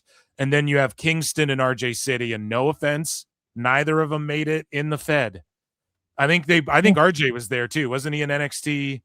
Didn't he have a couple matches for developmental down there or whatever? He wanted to get in, and he might have got brought in for like a squash or something, but no, he was never like part of the inner workings. Yeah. Yeah. So it just seems like bitterness, and I get why people would interpret it that way. It's like, what the fuck are you guys? What have you done? You know? Right. That's why I just openly, I'm like, I'm a fucking clown. Don't listen to anything I'm saying, right? Or listen, but you know what I mean? Like, there's smarter people who will break down the ins and outs of the business than me. I'm just talking shit like Phil S. Marks about it. Athena, though, has reached 3 years as the ROH Women's World Champion, a 1,100 days and counting. So imagine if this was on TV or like on an internet show or,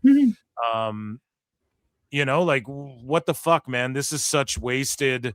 Like, Athena left to come to AEW, and then how is this benefit? Like, how is this better than what she was doing in WWE? Didn't she get cut though? I think she was genuinely cut in the Vince. She was, but the thing is, they cut her. But you got to remember, they kept her under contract for that like year and a half. She was injured, and like gave her the spot on that Fox Sports Net show and shit. So to keep her relevant. So it's not like she was just like cut out of nowhere. Like, she was given a chance to stay around and until she was rehabbed. And then when she was rehabbed, they brought her in NXT again. And I liked her in NXT, but I guess it just wasn't working out at the time. So she got released, which sucks, but it happens. And she got super bitter after that. And like, congrats, you 3 years as a champ. A tree falls in the woods and no one's around to hear it. Exactly. It's so shitty, man, because I'm a big fan of hers. I think that ROH would benefit as well from running like 2 super small shows, like indie shows, and then taping them, putting them on YouTube every 2 weeks, like bi-weekly. You do like a small indie, and then you continue to focus on like those 3 or 4 big pay-per-views for our big quote unquote, but just, that's how Tony Khan views them. So I think they would benefit from doing that, and that would help develop some of these people. Like, they just scooped up Zeta Steel, who was just on Evolve or whatever, and WWE ID'd, and then she's in Ring of Honor, just like gonna challenge, or she lost actually to Red Velvet. And I mean, they do their weekly TV, but like, what is that? Is Zeta going to be on every show? Like, does Tony have a plan for her?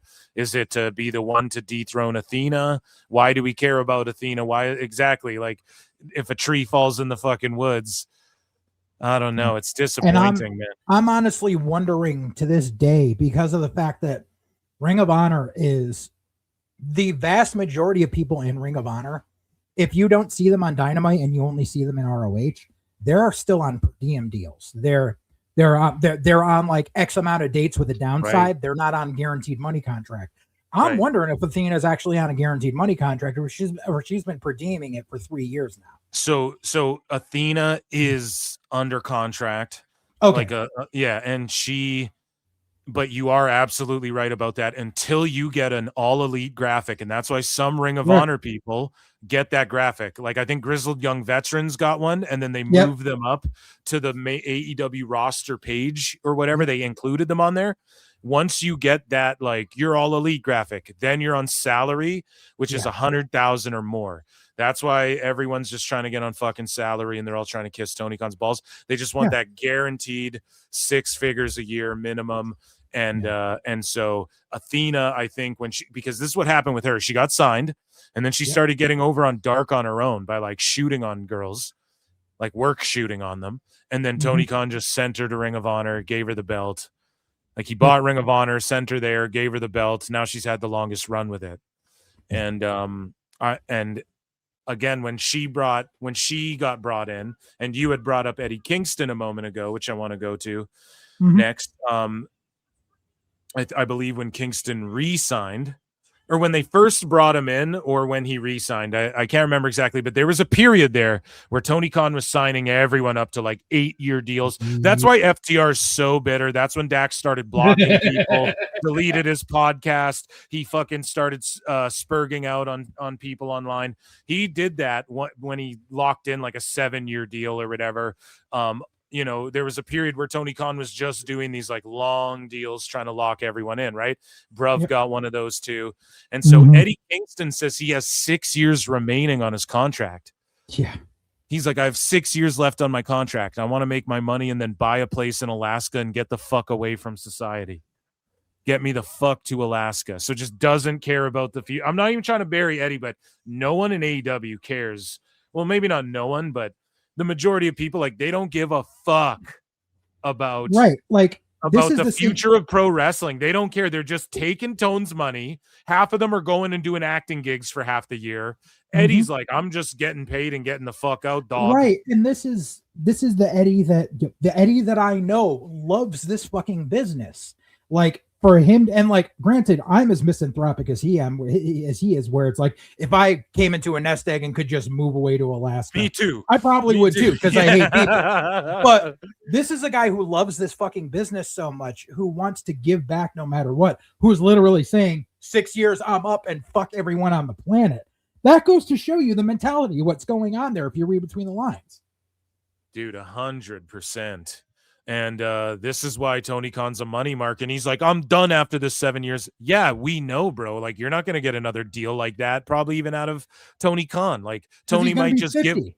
That's what I'm saying. You're going to be 50. And like, where else are you going to get that money ever again? It's not like WWE's going to sign him. And again, not a knock on him, but like, they already passed on him. So maybe he gets like a coaching or producing gig, or he's there working behind the scenes in AEW a little bit. But as far as like, I'm done wrestling after this, dog. Yeah, we fucking know. And like, he's just like, I'm out ski, you know, like there's nobody's there looking at the future. And I think that's what Punk realized. And I've said this before, when Punk went to AEW, he was trying to be the corporate ass kiss guy, and they rejected him for it. And that's why he was there saying things like, if you hate Jack Perry, you're the problem. Why would you even say that in the first place? Is Jack Perry an asshole behind the scenes, and Punk's trying to stand up for the young guys and do, like, we know how hands-on he is with that shit. And unfortunately for Anna Jay, Jack Perry might have blown up her spot in NXT ever because of that, because they don't want him lurking around backstage. But it's like, I think Punk went there and realized, like, bro, they don't give a fuck about the future of wrestling, which is so, oh my God, no. You know, that's the realization of like, fuck this place. And speaking of which, QT Marshall is accused of mocking Tony Khan behind his back, which I guarantee he's done. Okay. I hate to be this guy. I promise you he's done it. And I promise you guys, he tried to go to WWE when Cody Rhodes went there, and the rumors were like, oh, QT and WWE and blah, blah, blah, blah, blah. That was real. He was going to leave. And that's the other thing. For all the shit Moxley talks and everybody goes, Moxley carries the company. He goes on his wife's podcast and says the locker room's a bitchy little high school locker room. He goes on his wife's podcast and says, I wasn't even under contract, had your world title. I could have walked out of that company, and I'm doing you a favor. That's his attitude. He was going to be in the Royal Rumble. They tried to make that happen, as John Moxley. He will jump in 1 fucking second. He would jump. If the money was there, if they'd pay him as much as Tone, the money, he'd fucking go in 1 second, okay? And I said that about Jericho too, and now Jericho's going back there, motherfuckers. Phil don't miss with this shit. But I guarantee you QT was trying to not only leave AEW, but I guarantee you he's talked shit about Tony Khan behind his back. Oh, dude, especially with when the ID program got announced and they were like, oh, yeah, Cody's Nightmare Factory is going to be part of this. QT was definitely kicking himself. Like, QT is one of those guys. QT is one of those guys who, like, he was a Monster Factory guy. You know, Monster Factory was a school that was in New Jersey that they just closed their doors like 2 weeks ago. But Monster Factory's produced so many people over the decades. And it's like, if you were a Monster Factory graduate who ended up on a televised product and never ended up in WWE because of it, that is telling more about you than where you came from. And QT is one of those people who he was a Monster Factory guy that never got that WWE check. And that says something. So Sarah Stock, speaking of saying something, man, she's been going off about a bunch of shit, and she's the one who brought up QT Marshall's shit, and she's like, QT makes fun of you the minute you walk out of the room like he does with everyone. He does not have your back, Tony Khan. But she is saying he does that to everybody. And the 4 pillars of corruption from AEW, Karen from Not HR, The Real Manzo, Koshe Irby. I don't know who any of these people are. Tony Khan. Koshe Irby is the one that does all of their live event booking, venue booking. Not Karen from HR is the chick who's supposed to be HR, but they don't really have an HR. Yeah, they changed it to people and culture. Yeah, that's what it is. Yeah. But yeah, and then Manzo was it's another person that's like another one of Tony's ball lickers. So up like a man and address this. You can do it, TK. QT and Sanjay are complicit to corruption. Bryan Danielson is complicit to corruption. Imagine taking the opinion of QT Marshall over that of Jerry Lynn. Yep. QT is screwing you over, Tony Khan. Yep. I don't know. It's crazy to say that, like, of corruption in what way? But Danielson is a part of the whole Tony Khan going on TV and saying he feared for his life and shit. Like, Danielson is chummy with Tony Khan. Tony's flat out said if anything happened to him, he would sign the company over to Danielson. Guys, Tony Khan. He fucking said that. No, he said that at a press conference. I know. So, like, that's why Brie Bella, guys, isn't in WWE. She ain't coming back. I'm telling you right now. Triple H is like, fuck that. I don't need that, you know? Yep. And anyways, so that's QT Marshall news. Speaking of like veteran wrestlers and whatnot, RVD had this to say, that the worst part of AEW is actually their fans in the IWC. And people called him a grifter. He's out of touch. He just wants a job. And RVD was like, it seems to be, to me, by far the worst part about AEW, and I hope this quote gets picked up, is that the fans on IWC, the fans are so ignorant. And they are, man. They absolutely are. I mean, I agree with his assessment here, dude. And that's why we roast a bunch of them in the sicko segment as well, dude. Like, that's why that became a thing. Now, there are some wackos. I always say, JJ, you remember the scene from Batman Begins at the end where Commissioner Gordon's like, hey, man, like, we make hollow points. They wear Kevlar. You wear a cape, and they start painting their face. That's what happened with a bunch of wackos, too. Like, they saw sickos, and then a bunch of people are, like, acting as sicko-y on the WWE front, and that's fine. We knew it was going to happen. But, yeah, the fans absolutely are the worst part on the sicko side. I mean, that goes without saying. So we have a couple more here. So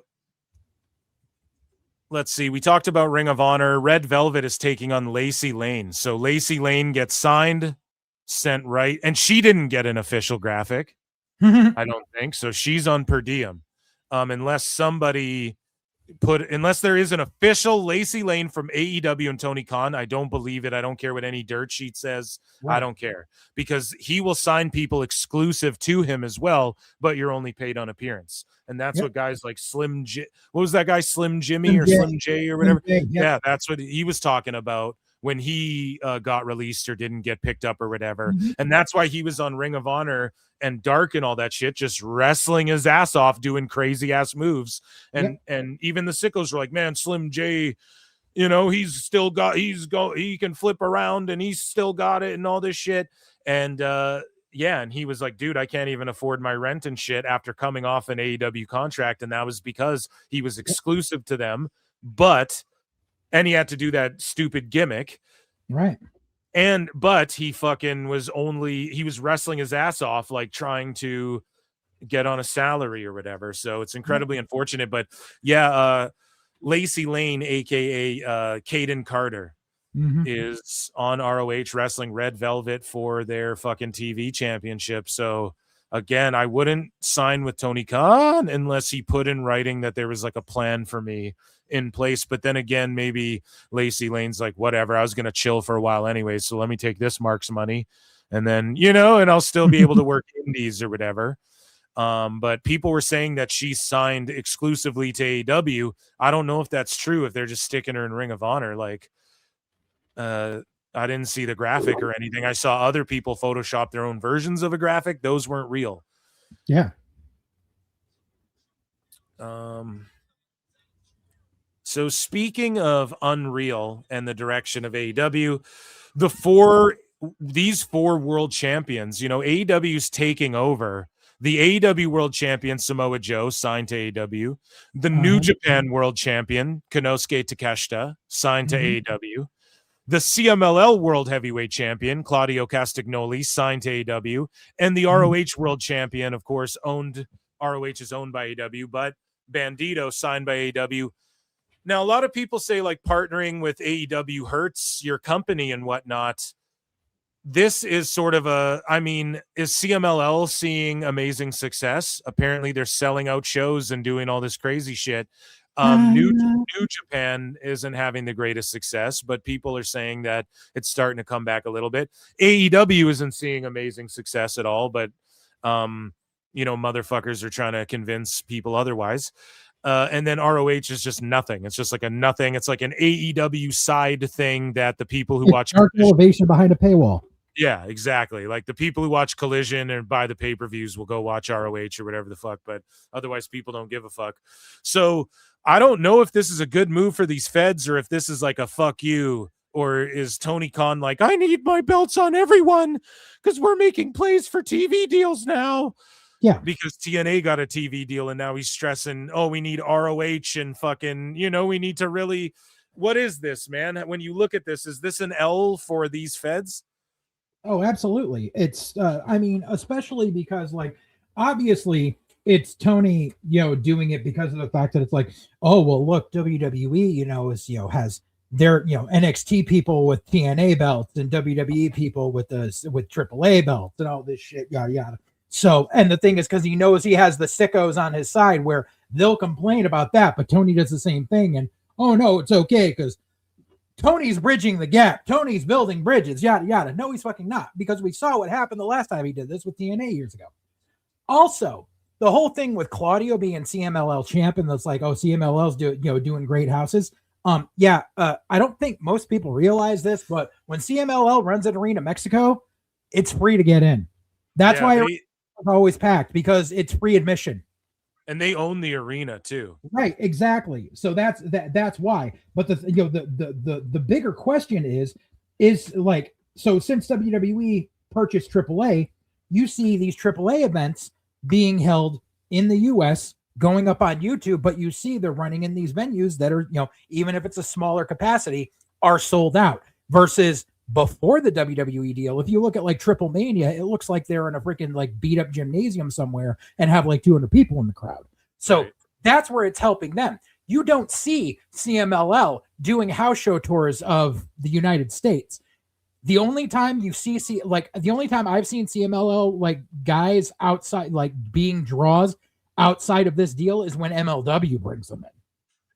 And that's because MLW isn't afraid to run in like the Texas, SoCal areas and bring in CMLL people to bring in as a draw. But that's MLW helping out CMLL way more than AEW. So speaking of the champions all over, so the ROH champion, of course, Athena, the Chris Statlander, of course, signed to AEW.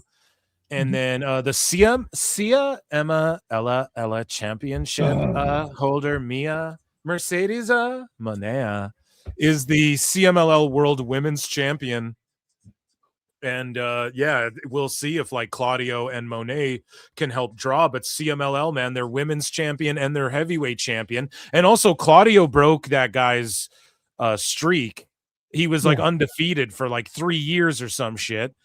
He never lost his title. And so Claudio broke that. And so CMLL, I mean, New Japan, whatever. Takeshita's like a prospect. You know, he even flexes the fact that he's not signed to just one company, he's signed to multiple companies or whatever. But, you know, New Japan, they're trying to help develop him and whatever. I guess he's an AEW guy, but he's been in Japan like as much as he's been in AEW and whatnot.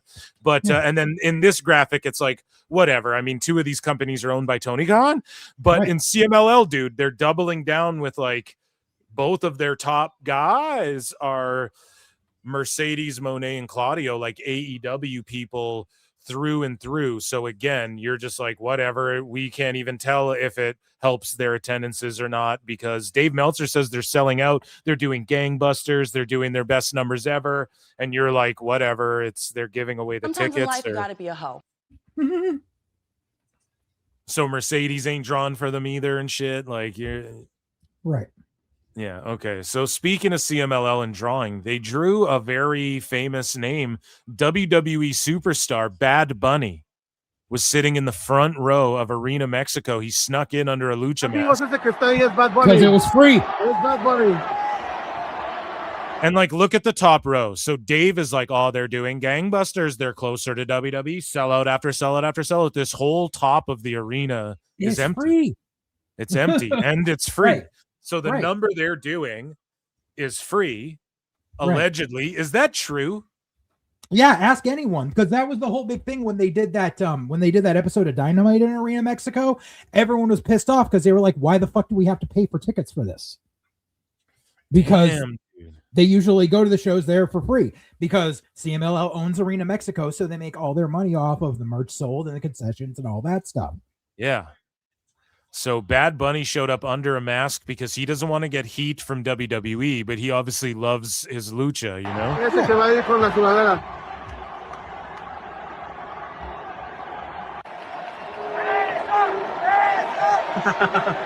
No se tapó, pero ese que está ahí es Bad Bunny, amigo.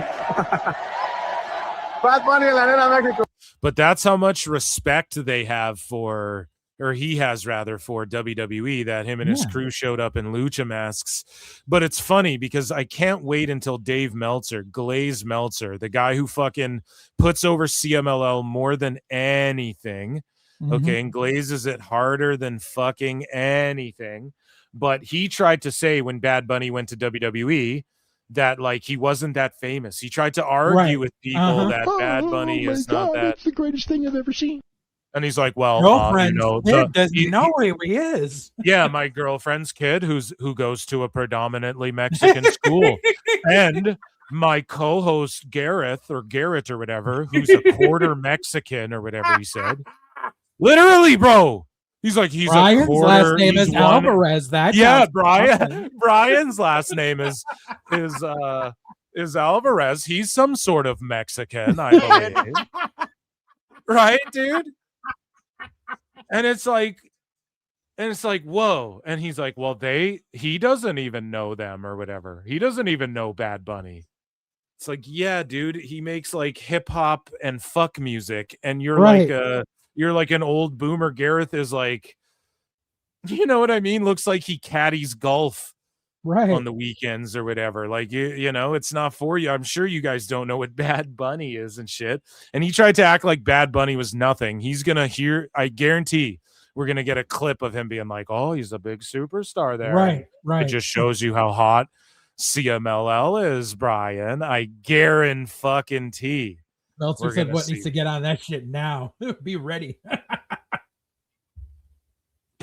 Los pongo a bailar la pelúa. El que no baile que lo despelucan. Oh, yes. No me cuquen, lean los números pa' que se eduquen. And look, the front rows are all like held open for him and shit. Right. Like they're all empty just for him. And then he just dipped out into a car really quick and just got out of there to not to not take away from the wrestlers either and like drum up a stink and make it a big deal. You know, with WWE, we found out why Travis Scott isn't fucking with WWE anymore finally, which we'll talk about in a bit. But yeah, so there you go. Bad Bunny at a CMLL show, Brian. So speaking of Dave, he's going to come up again. But speaking of Lucha first, Andrade confirms that he did punch Sammy Guevara in an AEW backstage locker room fight. So it's like, guys, the backstage, like in WWE, you don't nearly hear these many fight stories and shit. Right. Period. In AEW, there's been a bunch so far. So it's just funny that he confirmed what we already knew. And hopefully they can work together. Hopefully he doesn't get smacked again. Mercedes Moné is on the shows with this guy as well. He's teaming with Monet's ex or with Monet's current boyfriend rather. And you know, the story back then with what happened there. And like, there was rumors and conspiracies that Guevara was in Ring of Honor and kept off Dynamite specifically because of Monet and whatnot. And then now Andrade is going to be there eventually, we know. And it's just interesting, man. Like, okay, Guevara was getting smacked. Andrade didn't smack anybody. Now he did show up allegedly, possibly on substances again. This is all, I don't know. This is fucking South Park. So in WWE, but he didn't smack anyone out there. So what is it about like Tony Khan where people just think they can smack people out and choke people out and blah, blah, blah, blah? JJ, you've been backstage. Have you ever feared for your life when two of the boys started fucking throwing hands or had crosswords? I've never feared for my life. I know some of the boys that have feared for their life if they pissed off my business partner Shell, because she don't fuck around. But yeah, like there's never been a fear for my life. I mean, have there been arguments in the locker room? Yes, absolutely. Have there been knockdown dragouts? Not really. Has there been heated yelling? Sure. Have I been part of that on a time or two? Yeah. But you don't find people knocking each other the fuck out. Because like, didn't Eddie Kingston smack Guevara too? Or didn't he say Probably. he was gonna, like he wanted to? I'm pretty sure. I think he or, just like, said he would, because Eddie's professional enough where he won't actually throw hands, but he'll threaten the fuck out of you. Yeah. Or like, yeah, and I think even Andrade and Kingston, I might be making shit up now, but I swear there was like a triangle of, there was a few months there where they were all at like crosswords, it seemed like, and everyone was like, what the fuck? Like, why are people just fighting back there? That was like Eddie and Claudio had heat for a really long ass Right, time, but dude. when it came Yes. down to having to work in the same locker room, they did it. Yeah, man. And people like don't realize that Kingston legit had heat with like Danielson, Claudio, I think Punk as well, like before everyone made it, you know? And he was the guy who like didn't quite make it, and they were all like, well, you should have listened, like you should have worked out harder. That was cool when they brought that to AEW TV, because that was kind of real. You know, but at the same time, it's like, fuck, why are they shooting on each other on TV? What's going on, man? You know, it's like, Jesus Christ. So, yeah, he confirmed that you got knocked the fuck out. Another Chris Tucker quote. So lately, and you've been saying it, like, you know, AEW's just been comedy. And so Eric Bischoff blasts Tony Khan's WWE claims as comedy. So Tony Khan thinks that he's been closing the gap. We've been taught it's the new term. It's the new terminology. It's the new slogan. The new feeling is resort. It's the new game changer. Right. Yep. Spot on. And the new one is closing the gap. And so Raj Giri was on 83 weeks. 83 weeks. Oh, come on, Raj. That's not very fair to say that they're not closing the gap. So Conrad Thompson and Raj Giri and Eric Bischoff linked up. and they were talking. Okay, Raj argued and said there's some things that are so easy to dissect and prove to be mostly untrue. It causes more discussion online where people are just laughing at the statement. You can't afford to lose your credibility when it comes to business. You can say things that sound good to people who don't know any better, but when people in the industry look at your numbers and you're negotiating a new deal, it's comedy to those who know. Yeah, it's comedy to those who know that Tony doesn't even know his numbers or that he claims that.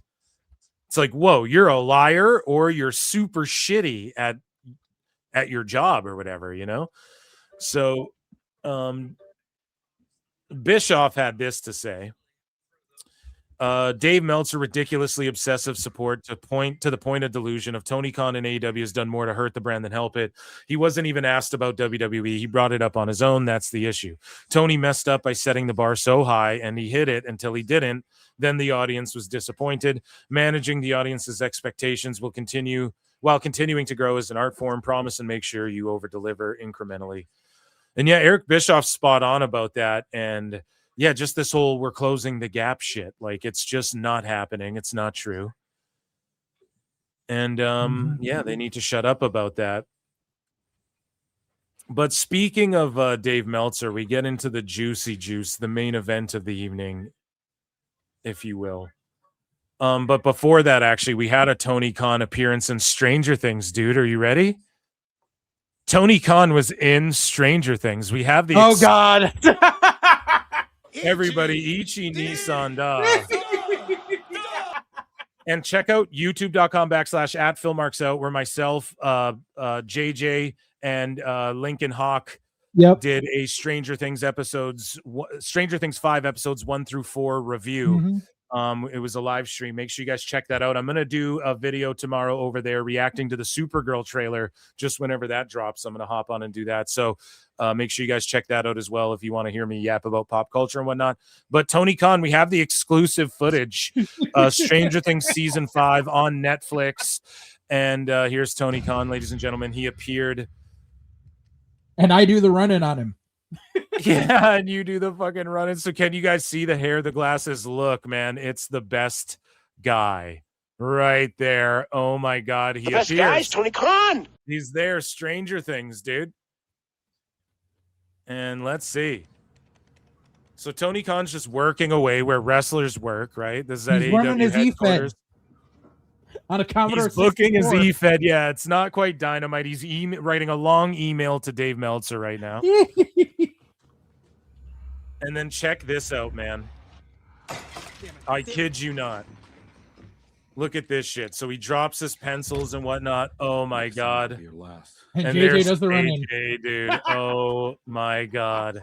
And JJ's like, where's the weapon? Best guy is Tony Khan. Oh man. He's like, I'm a military guy now. And Tony Khan's like, oh shit. And JJ's like, listen, motherfucker, let me start booking your shit. I could do it in my sleep. Come on, let's go. Come on. And then they're swiping the card. So yeah, here's Hopper or sorry, JJ again. It's not working. How do we get through? I don't have clearance. How do we get through? I don't have clearance. Doesn't really answer the question, just like Tony. The best Khan. guy is Tony Khan. Hell yeah. I didn't ask if you had clearance. I asked, how do we get through? You can't. Dr. K, your boss, she got clearance? I don't know.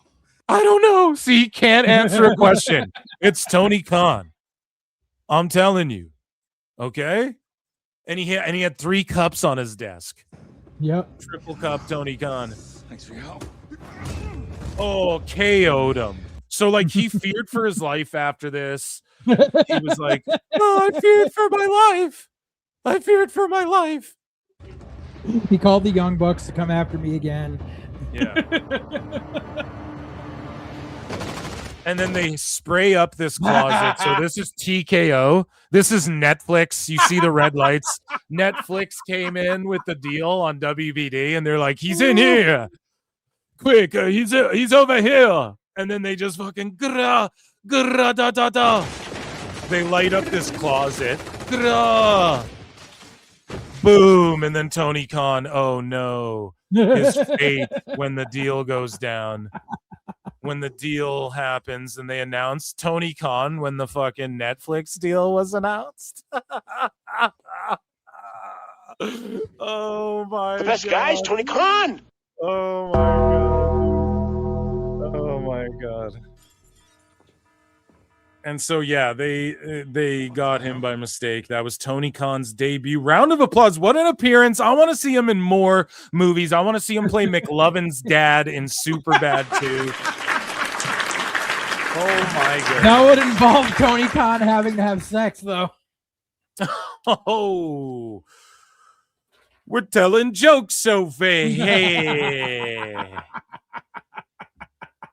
I'm over here now telling jokes. Sure thing, bro.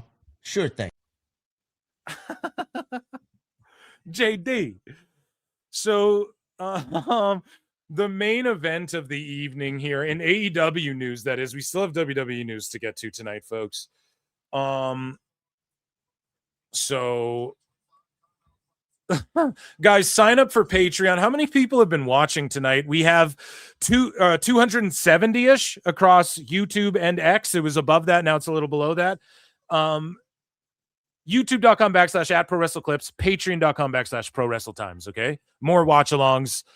I'm coming in with a vengeance in the New Year's over on the Patreon and on the Phil Marks Out channel. Thank you guys so much. That's my Phil the Shill moment there. So the main event, though, we have a little flutes in the chat. I'm going to need to see flutes in the chat. Okay? Flutes in the motherfucking chat, because it is time for a little mini Dave Meltzer dumb moment of the week, but just Dave Meltzer, I guess, being involved in stirring up drama because people are arguing about Dusty Dynamite Dave Meltzer, right? Mm. So what had happened was Matt Hardy had some shit to say about like 5-star matches. And, I think it pertains to what we talked about earlier in TNA news. Matt Hardy was talking about, I wish TNA would start focusing more on storytelling than 5-star matches or whatever.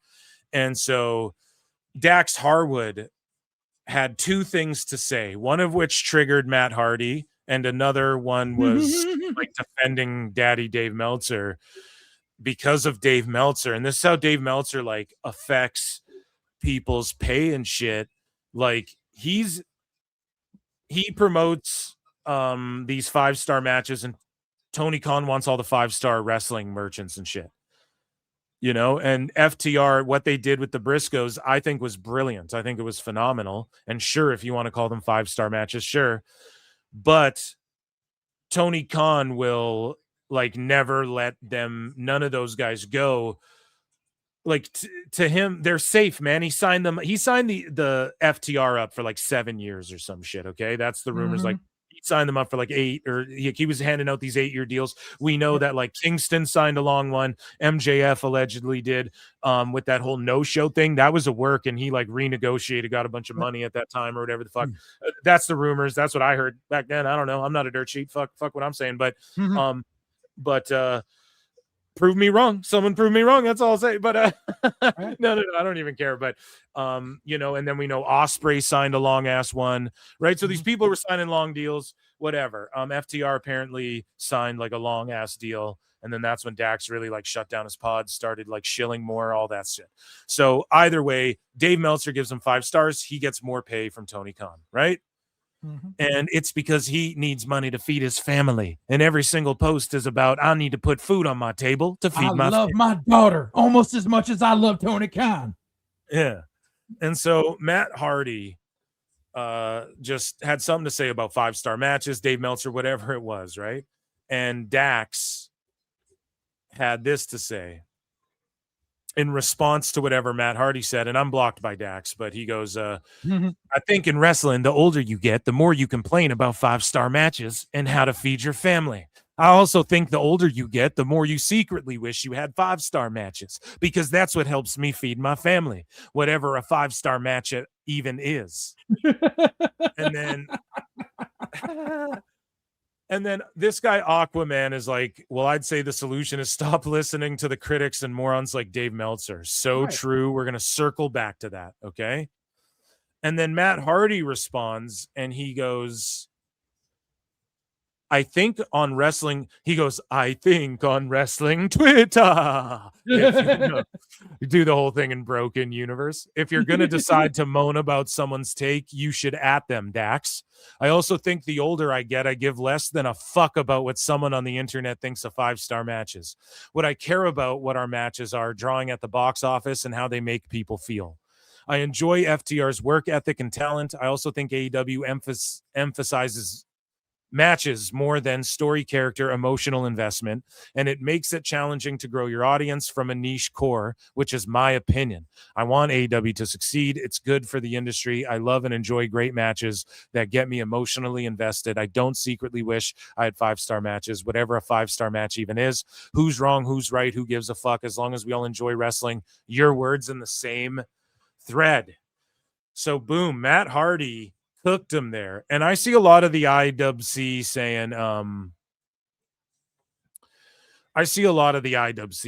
shit like, oh, like Matt Hardy's got CTE from landing on his head and shit, and that's why he's got a bad take like he this. does, I but think he still knows what he's saying here. Yeah, man.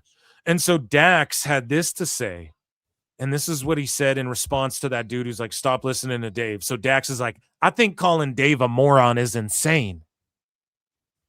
Whoa, he's probably wrestling's most accurate historian. While I may not agree with, I know, dude, holy shit, buddy. Sweeping for fucking Dave. Oh my God. And think about this. I'm going to piece together something nobody's pieced together yet. And that's why y'all listen to PWT, okay? So remember when Dave got the call from Tony Khan? And then remember when the pay-per-view went down? And Dave was like, I was pushing for the overrun of the pay-per-view or the overlap of the tailgate brawl or whatever to not bleed into the pay-per-view. I was pushing for that or whatever. Dude, who is in that match? Who is in that match, JJ? Let him know. Outrunners. FTR and the Outrunners. FT fucking R and the Outrunners, buddy. Sometimes in life you gotta be a hoe. Wowza. So now look at this glazed donut right here. Okay, glazing them shinier than fucking Dax after a fresh shave in a sauna. You know what I'm saying? And he's glazing Dave here, sweeping for him. Meanwhile, Dave Meltzer's pushing to people in the company, and Tony's calling him. And, so what is Dax calling him to? Who's Dave pushing to? Telling Dax to go, no, is that the idea? You guys should do this instead. Who's he talking to, huh? I don't know.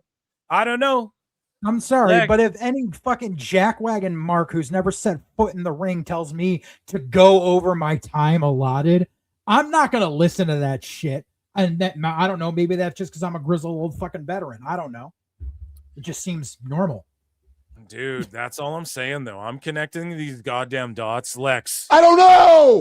Me neither. So FTR goes, well, I may not agree with some of his star ratings. That doesn't mean he's wrong. That means he has a different opinion than I do, which is absolutely okay. To me, Brainbusters versus Heart Foundation, SS89, is a 5-star tag match. To Dave, it's a 2. Who's wrong? Who's right? Who gives a fuck? As long as we all enjoy wrestling. So now when you reread match shit, he was taking jabs, but I wanted to set it up this way. Just, I don't know, the way I'm chronicling it here for you guys. And yeah, he's like, as long as we just all enjoy wrestling.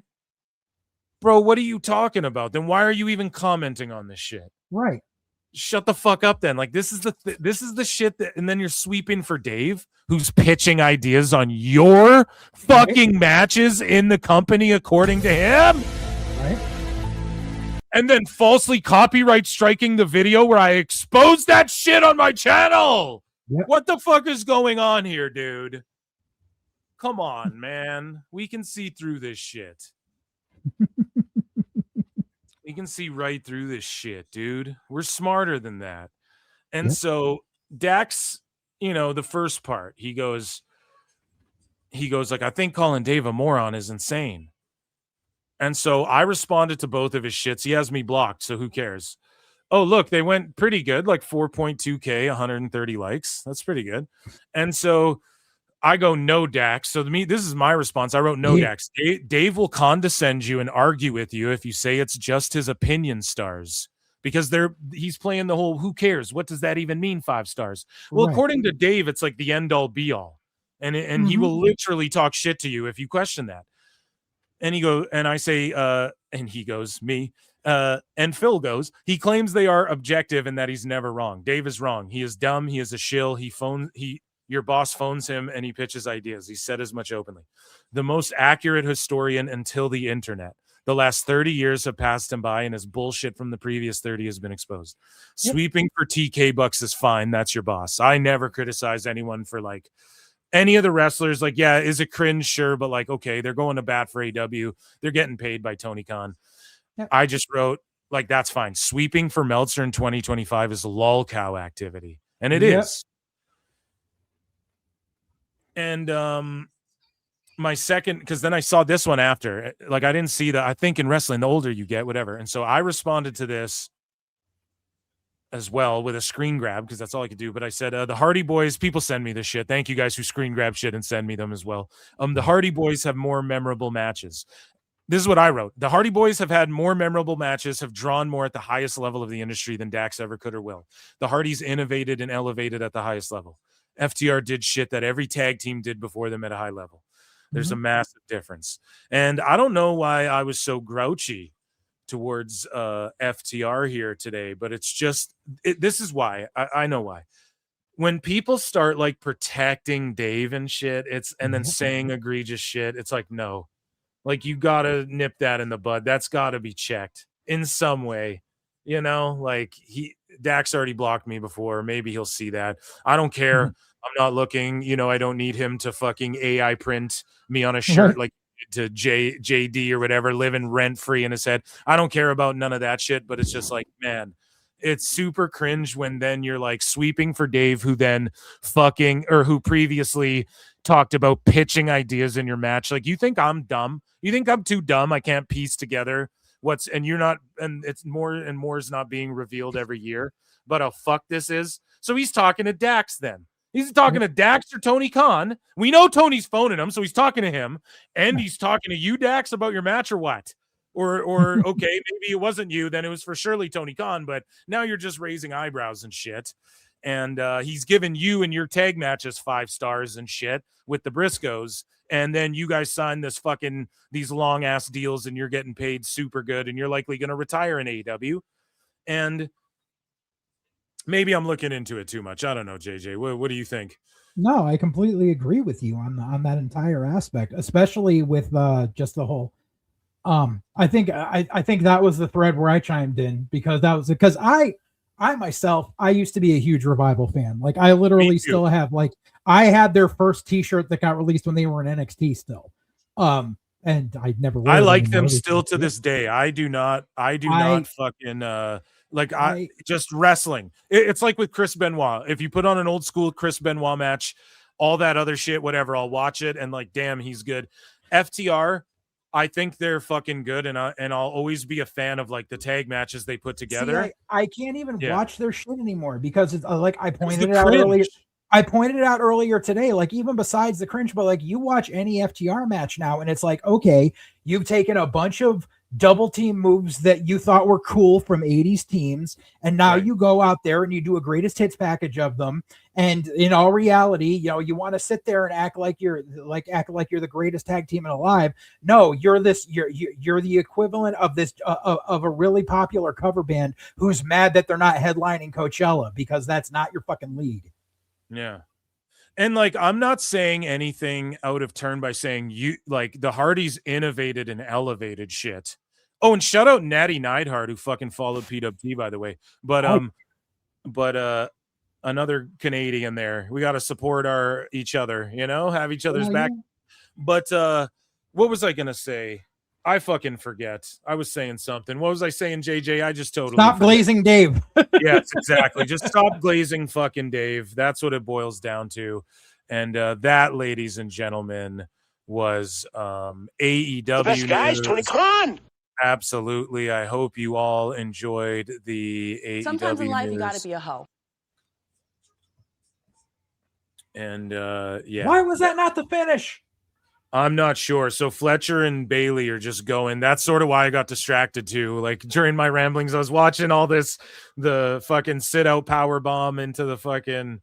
Yeah, like that entire sequence should have been the fucking finish. Like misses the shooting star, gets lawn darted into the second turnbuckle, sit out powerbomb 1, 2, 3. You're done. Why is this match still happening? Yeah, no, you're absolutely right. You are absolutely right. No, I got distracted myself there with it because these guys are going hard in the paint. I like Fletcher, you know. He's going to be damaged goods by the time he's done with AEW. He's not going to be able to be teachable.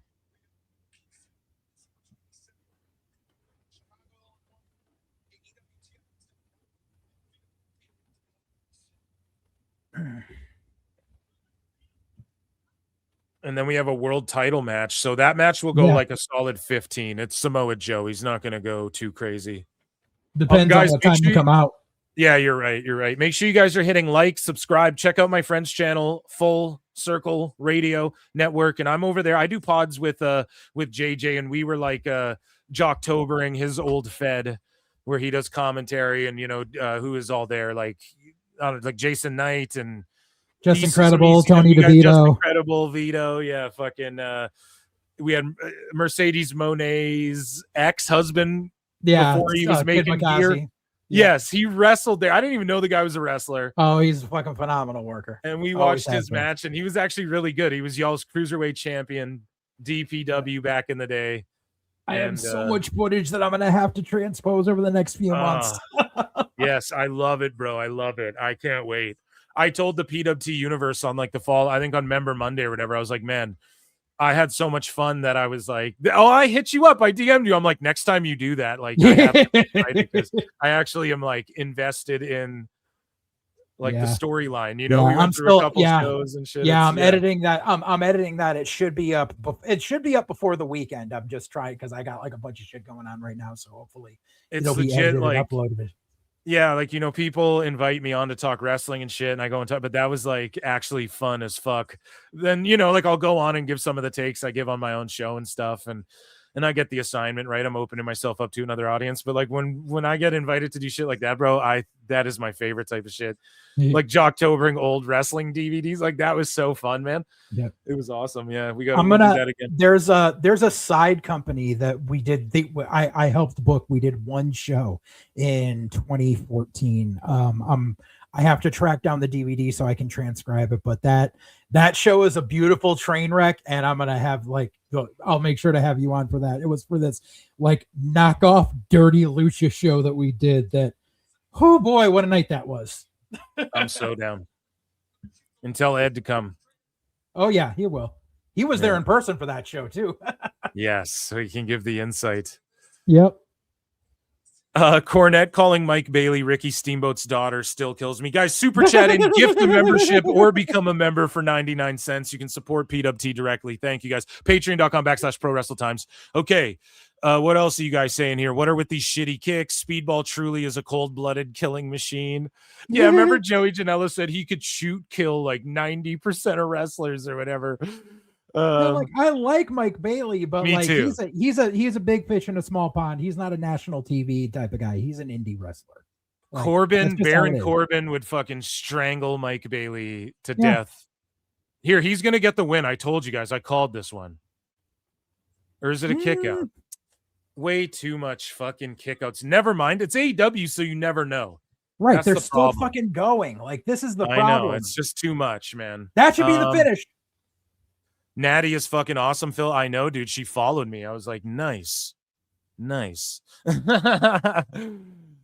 Phil just compared FTR to Chris Benoit. No, I didn't. I said this is okay. Yeah, I scrolled too far up. We're at 80 likes. There's like almost 300 watching all night. Get the video up to 100 likes. It helps the algorithm. Listen, no. I compared it in the way that if FTR's wrestling a match, I can put Dax being cringe on Twitter on the back burner. You know what I mean? Just like Benoit, if you put on an old Benoit match, I can put like the tragedy. I'm not going to sit there and go, Benoit should be in the video games in the Hall of Fame and we should glaze him and parade him out on TV and everything. But it's like, dude, if Angle Benoit or like one of those TLC matches he was in comes on, like, I'm watching, you know, I'm sorry. Like, if it's on the Vault or whatever, you know, WrestleMania 20 is one of my all-time favorite WrestleManias. That run of Manias, like 17, 18, 19, 20, 21. That's like one of my favorite runs of Mania. Maybe not 21. I can't remember what happened on 21. Oh, trying to remember. Do we? What was where? Was Hollywood? I think so. Yes. So that was like where Cena won his US title. No, Cena won his heavyweight No, title. he won that on 20, but then 21 he won the WWE title, right? Yeah, From that's what I'm JBL, I saying. think. Yeah, he yes, beat JBL. yes. Yeah. Okay, so that one was good too. That was like the rise of Cena or whatever. Yeah. Yeah. Is that the one where like one of my Triple H favorite. beat Booker T? I think so. Because that was crazy as well when Triple H beat Booker T, but he's the WCW killer, man. Right. He beat Steiner, Goldberg, Booker, Sting, Jericho, who was the first undisputed, which, by the way, the USA television. See, I told you guys, Bailey would steal one. Because this is why Fletcher couldn't lose the title in this match. So Bailey, I just understand Tony Khan's wonky booking.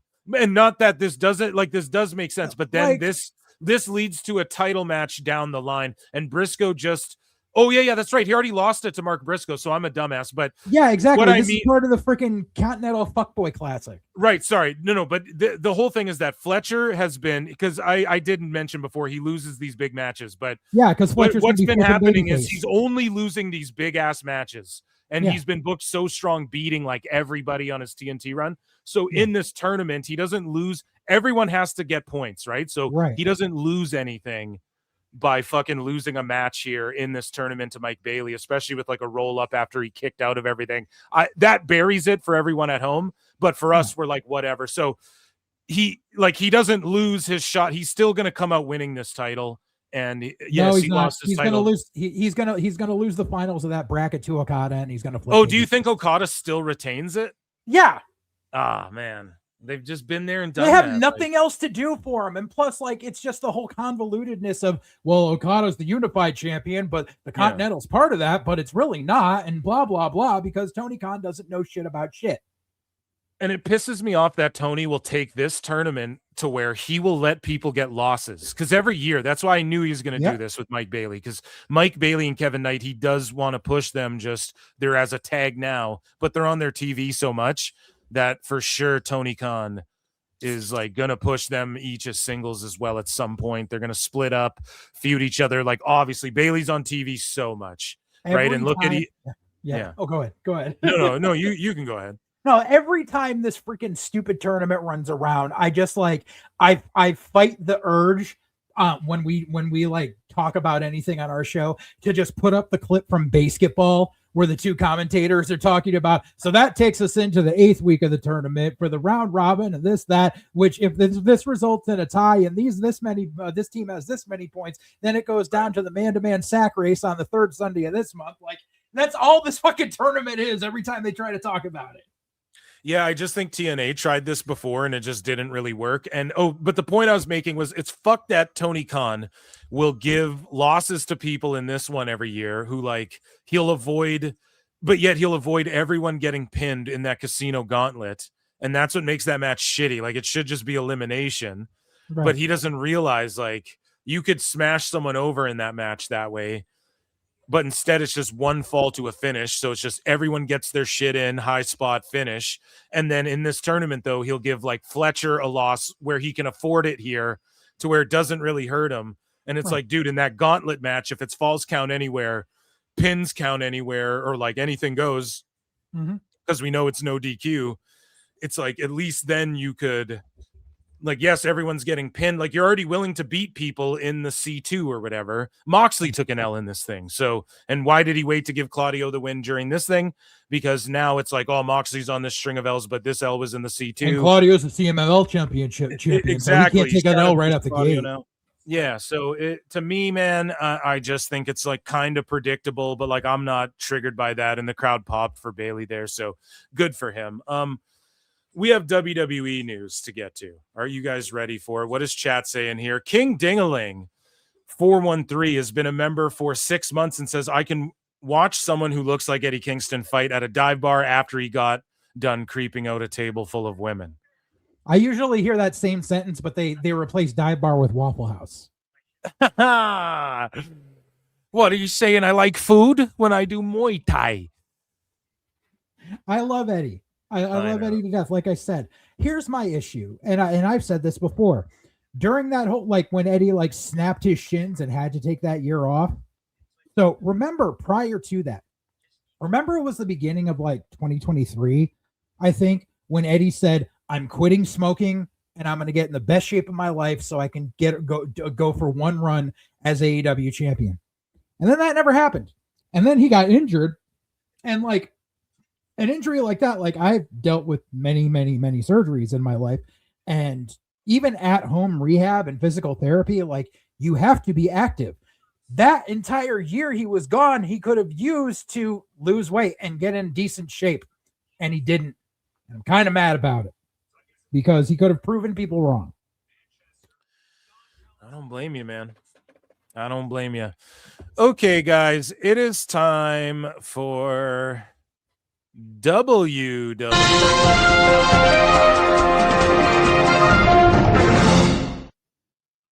So John Cena has been doing the media rounds. We've been covering it here. He went and did an interview with Giga Chad Chris Van Vliet, who then went and did an interview with Busted Open about his interview with John Cena, which I thought was funny. And John Cena, that's right, dude. And John Cena revealed the truth behind what happened with Travis Scott. So we're gonna find out here. I don't know why I hit Conan, but right, you turned heel. Shout out Insight. Go and check out Chris Van Vliet's show. The Rock and Travis Scott. Sure. Or he didn't reveal it. Sorry, he actually wouldn't reveal it. Sorry, I botched my setup because I'm half watching the Bucks. So he didn't reveal it, but then Nick Khan, or no, not Nick Khan. Who was it on Impulsive revealed it? Or Logan Paul revealed it to Joe Buttons. Revealed it on Impulsive, to Joe Buttons, yeah. So we'll get to that, and so, here is Giga Chad Van Vliet not getting an answer out of John Cena. To which Chris Van Vliet said in an interview that he was surprised that Cena didn't answer this question when he interviewed him. Was the original plan for the involvement of Rock and Travis Scott? This is where, like, who cares? Like, it doesn't matter. We can talk about what could have been until the cows come home. And I think that's what's great about the people who were left standing. Certainly me and Cody. Changed. What's the change? This. All right, let's go. I don't dwell for 1 second on what could have been. Because what could have been is Brock doesn't leave for the NFL and there's no John Cena. Like, you know what I mean? Like, could there have been a match with Rock this year? Man, could there be anything? That's the thing. Was that a plan? That's what sucks about what could have been. It's not what is. So I think was that ever talked about? You and Rock? I don't care. Like, first of all, that doesn't. I'm always the last to know. It doesn't trickle down to me. So Travis Scott also was removed from the video game last second, and then they gave everyone like Aleister Black and said instead whatever the fuck on like WWE 2K25.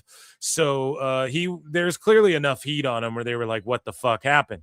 And so what the fuck happened with Travis Scott, and this sort of vindicates people who were mad at the Travis Scott Rock stuff. I don't know if it's the Cody Crybabies or what, but pretty much what was revealed afterwards from Logan Paul talking to Joe Buttons. What's his song again? Pump, pump, pump it up. I think that's Buttons, right? So he was on Impulsive, and Logan Paul revealed what happened with Travis Scott in WWE. We were supposed to team up. with one other person. It was supposed to be a 3-on-3. Yeah. Okay. And the day that it was supposed to be announced, he didn't show up. And I think what happened. So they were going to announce a triple or a 6-man tag, and then he just no-showed. And this is what I told you guys. Travis Scott's like, man, I love the feeling of doing this. But if it's like, okay, be here, this, and you have to be there, he's not committed. He's not committed like that. And a lot of celebrities. The amount of weed he smokes, he wouldn't be able to run the ropes more than twice without getting severely winded. Yeah, man. And like, I made the joke, like he's getting blowjobs on private planes and smoking blunts in every building he walks into and all this shit. When it comes down to like, be here at this time and put like train and whatever, because he was training with Booker T a little bit. Just at the end of the day, man, he doesn't really want to do this the way like a Logan Paul or some of these other celebrities have shown. There's a reason he took a week and a half to get to the ring at Mania, because he's got no cardio. My guess is, yeah, dude, he probably realized at some point that it's really physically demanding, really hard, It's a lot of work. and a lot of work. It's probably too much commitment for someone who is a rock star of his caliber. Yeah. Like Bad Bunny loves it and like put in the time and like became a good wrestler. Wrestling is a lot about navigating pain. It all really hurts, and some things hurt less, but it all hurts. And so I think a lot of people think that the mat is like bouncy and soft. Like I certainly thought that before I got in WWE. And the first time I touched the canvas, I was like, when did they bring in the trampoline mat? Like, no. I go, okay, but what about the prop chairs? No, there are no prop. There's no prop chairs. And I'm not saying this. This is real. Like it hurts. And I think at some point Travis probably realized it's pretty hard. I would like to see him make a real run at it. You got it. You know, but yeah, I think that's what happened. Damn. I bet he's right about that. What say you? So I take everything that Logan Paul has to say with a grain of salt when it comes to that. I mean, granted, I know Logan did some time training with Rip Rogers. But as far as him saying like, oh, I'm waiting for the we were supposed to team up, and like all that stuff, like the problem is like Logan is used to primarily working in a WWE ring, which does have springs and has way more padding than the mats I trained on. So I'm not saying it doesn't hurt, but I'm saying it hurts way less to train in a WWE ring than it does to train at your average school, where we know the definition of bumping hurts. But yeah, but I guarantee Travis Scott, like even with a WWE ring, like, yeah, he didn't want to put in the work. Like he wanted to look cool. He wanted to walk around with a belt. He wanted to throw a couple of haymakers and be done with it. And they were like, no, we need something more out of you. So speaking of training and getting more out of you and John Cena making the rounds here, Bailey held a seminar. The first is Forever Lodestone 2025. And as we're exactly 1 week away from his last match, John Cena showed up, and he recently showed up to the dungeon. I see some familiar faces in there from the indies. That Izzy Moreno girl was there. Janae Kai was there. Bear Bronson's wife was there. So awesome. Tyson Kidd's there with Natty. Yeah, so you're like, fucking, I know half the people in this picture. And Tyler Breeze was there as well, I believe, with Bailey holding this free seminar, I believe. And yeah, that's awesome. Do you know anybody who attended it? You know the folks who were there? I've worked with Bronson's wife a couple of times, and Nice. I mean, we know Izzy is the little Bailey girl. Yeah, and they actually mixed it up. That were there that I knew. And they actually mixed it up a little bit, Bailey and Izzy. And I think she put out a tweet saying, yeah, it's right here. Izzy Moreno, she's like 10 years in the making. So they got to mix it up. They have the old SummerSlam apron on the ring.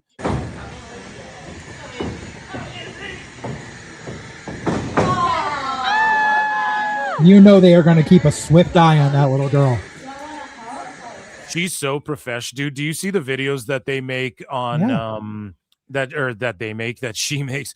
She's a they them that she makes on social media, like the way she treats the approach to going to these indie shows and trying to get a bit of a story over and all of that. She's I know there's lots of people doing that, but she gets it young, which is going to take her a long way. Yeah, hug.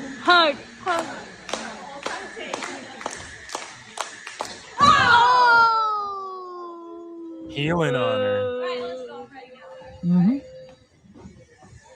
And how surreal is this? Like, Izzy was the NXT kid, and now she's grappling Bailey in an old WWE ring. That's for sure an old WWE ring, hey? Oh, that is, like, yeah. That's a 20 by 20. Yeah. Now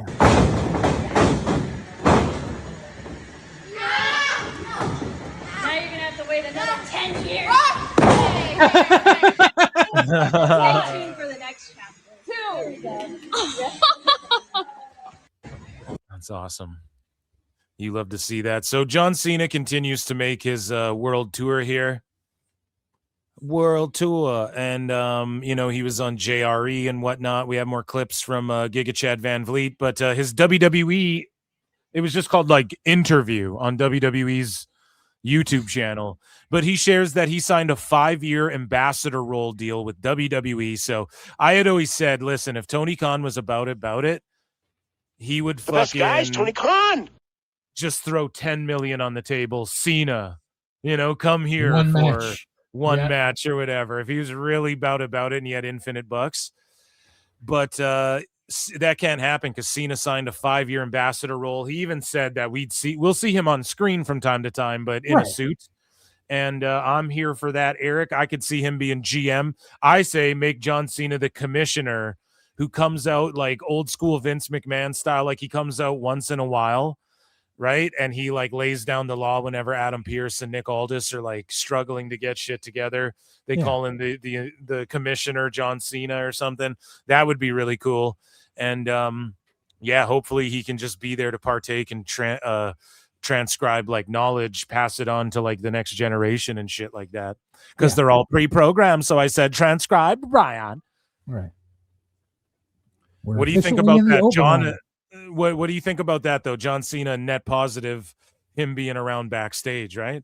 Oh, that's a great thing, and I knew it was going to happen. I knew that there was never going to be an inkling of a moment where he wasn't offered a Legends deal or something to that effect before this run was done, because every basement goblin was clamoring for like, John, come over here so they could retire you the right way. Shut the fuck up. You could say there was no chance in hell. No chance. But I don't know. I'm terrible. John Cena says he was brought to tears when CM Punk went to Saudi Arabia and apologized to the fans. I'm not. Saudi Arabia. He cried? What? That just made me cry. Like, awesome. I think he meant tears of joy. Vulnerability, apology, Emotional damage. cultures melding into each other, and then he comes out and does. No, here's the thing. He does mean tears of joy, but like, of course he's going to have Punk's back on this because he had to apologize to China for saying Taiwan was a country or whatever. And I'm not even shitting on John Cena. It's just the truth. He had one of these moments where he's like, oh, fuck, I should maybe say sorry for that or whatever. Yeah. It's crazy. That's fucking crazy, dude, that happened too. And now he like won't speak the language. He just quit it then, like how funny is that? My gimmick. Like, how do you follow what I did? He came up with this crazy idea. I'm like, dude, you have to do that. And he crushed it. He absolutely just crushed it. And what a trip for him. Like, redemption, acceptance. Now he can go there wherever he wants, and he can entertain fans who are incredible over there. When we started early on, they didn't know what was going on. Now they're loud, and they pack that place, and it's a great place to perform. And they welcome him, and he welcomes them, and that's super cool. Phil Brooks going to Saudi Arabia. Oh, that just made me cry. Chat, China, you mean West, or what did you say? Taiwan, you mean West China or West Taiwan? Oh my God. Oh, Jesus Christ. Moving along here. I think John Cena pops up one more time, him and his funky hair combing there. So the last time is now tournament. went down, and Saturday night's main event is quickly approaching. And we have the official match card: John Cena versus Gunther. I got Gunther winning. Rapid fire picks. Who do you got, JJ? Yeah, I see Gunther going over. Rhodes versus Obafemi. So it's like a highlight of NXT talent. Rhodes versus Obafemi, non-title. I could see Obafemi getting a, or no. Rhodes is going to win that match. That whole match is a no-win situation. Yeah, I know. I don't know why they booked this one. It's because they're fucking stupid. If they had any fucking brains, they would have just booked the NXT title match between Oba and Ricky Saints on this show. Exactly, dude. That would have made the most sense. Then you can introduce them in a meaningful way, impactful way. Dude, you're so right. And unless it's like a schmoz where a bunch of people come out to brawl fucking Rhodes, then like... And even that cheapens both of them. I know. There's no win. You either have this world beater losing to Cody, who's smaller than him, and you never get that momentum back when his first match on an international stage is that, or you have your undisputed champion beating the meathead from developmental. Yay. Like, there's no winning this situation. I could see Saturday night main event, Drew McIntyre hitting a Claymore and then Obafemi like power bombing him or something, but maybe I'm overbooking it because SNMEs have typically been pretty straightforward, I guess, for the most part recently. But we also have this match here for the tag titles, Slater and Evans taking on Styles and Dragon Lee. This is going to be the AEW match of the night. Yep. And I could see possibly Slater and Javon snagging these. No, do you think that's too much? No, it's too much. Okay. All right. I think one of these youngsters has to win. It can't just be like Gunther wins, Rhodes, and then like Rhodes wins, fucking AJ Dragon wins, and then do you think Sol Ruka catches Bailey then? Yeah. Sol definitely catches Bailey. All right. So that's coming up. And speaking of which, Jesse Ventura, after not appearing at the last Saturday night's main event, I'll be back at Washington, D.C. this weekend. So a lot of people talk shit. They were like, yeah, he's gone. The Hulk Hogan stuff. He said, see ya, all this shit. Now he's back for the Cena one, dude. And that just makes this all the more special. I love it. Jesse the Body. Down in the Baja. I was down in the Baja. No. So, speaking of Cena, he names his favorite match from his entire career. Do you have a favorite match, not just from this year, but from your entire career? Man, that moment with Punk and Saudi that transcends wrestling. Saudi. That really? To see cultures bridged, to see genuine forgiveness. Like, I'm watching that pre-show bawling. Like, it's a pre-show. Why did it mean so much to you? Because, man, unfolding before our eyes is accountability and genuine forgiveness. And I want to know what Matt Morgan thinks about this. bridging of cultural gaps. People who might not know a lot about each other or understand each other. I'm going to shoot him a message. Getting along in harmony through this one thing that we dig, wrestling. Like, what a global conduit to peace, excitement, happiness. There's, like, tribute to the troops. It has a strong place in my heart, and certainly Make-A-Wish. But favorite moment, I'm just glad that I was his opponent so I could be attached to that moment. That pre-show, dude. Oh man, that is what we do. He made that trip knowing it was going to be uneasy and knowing he was going to have to be accountable and just, I don't know, man. This is this weird, like, Hollywood shit. Yeah. It is what it is. It is what it is, man. So Gunther is the opponent for John Cena, and crying, lying, frying Brian Alvarez had this to say.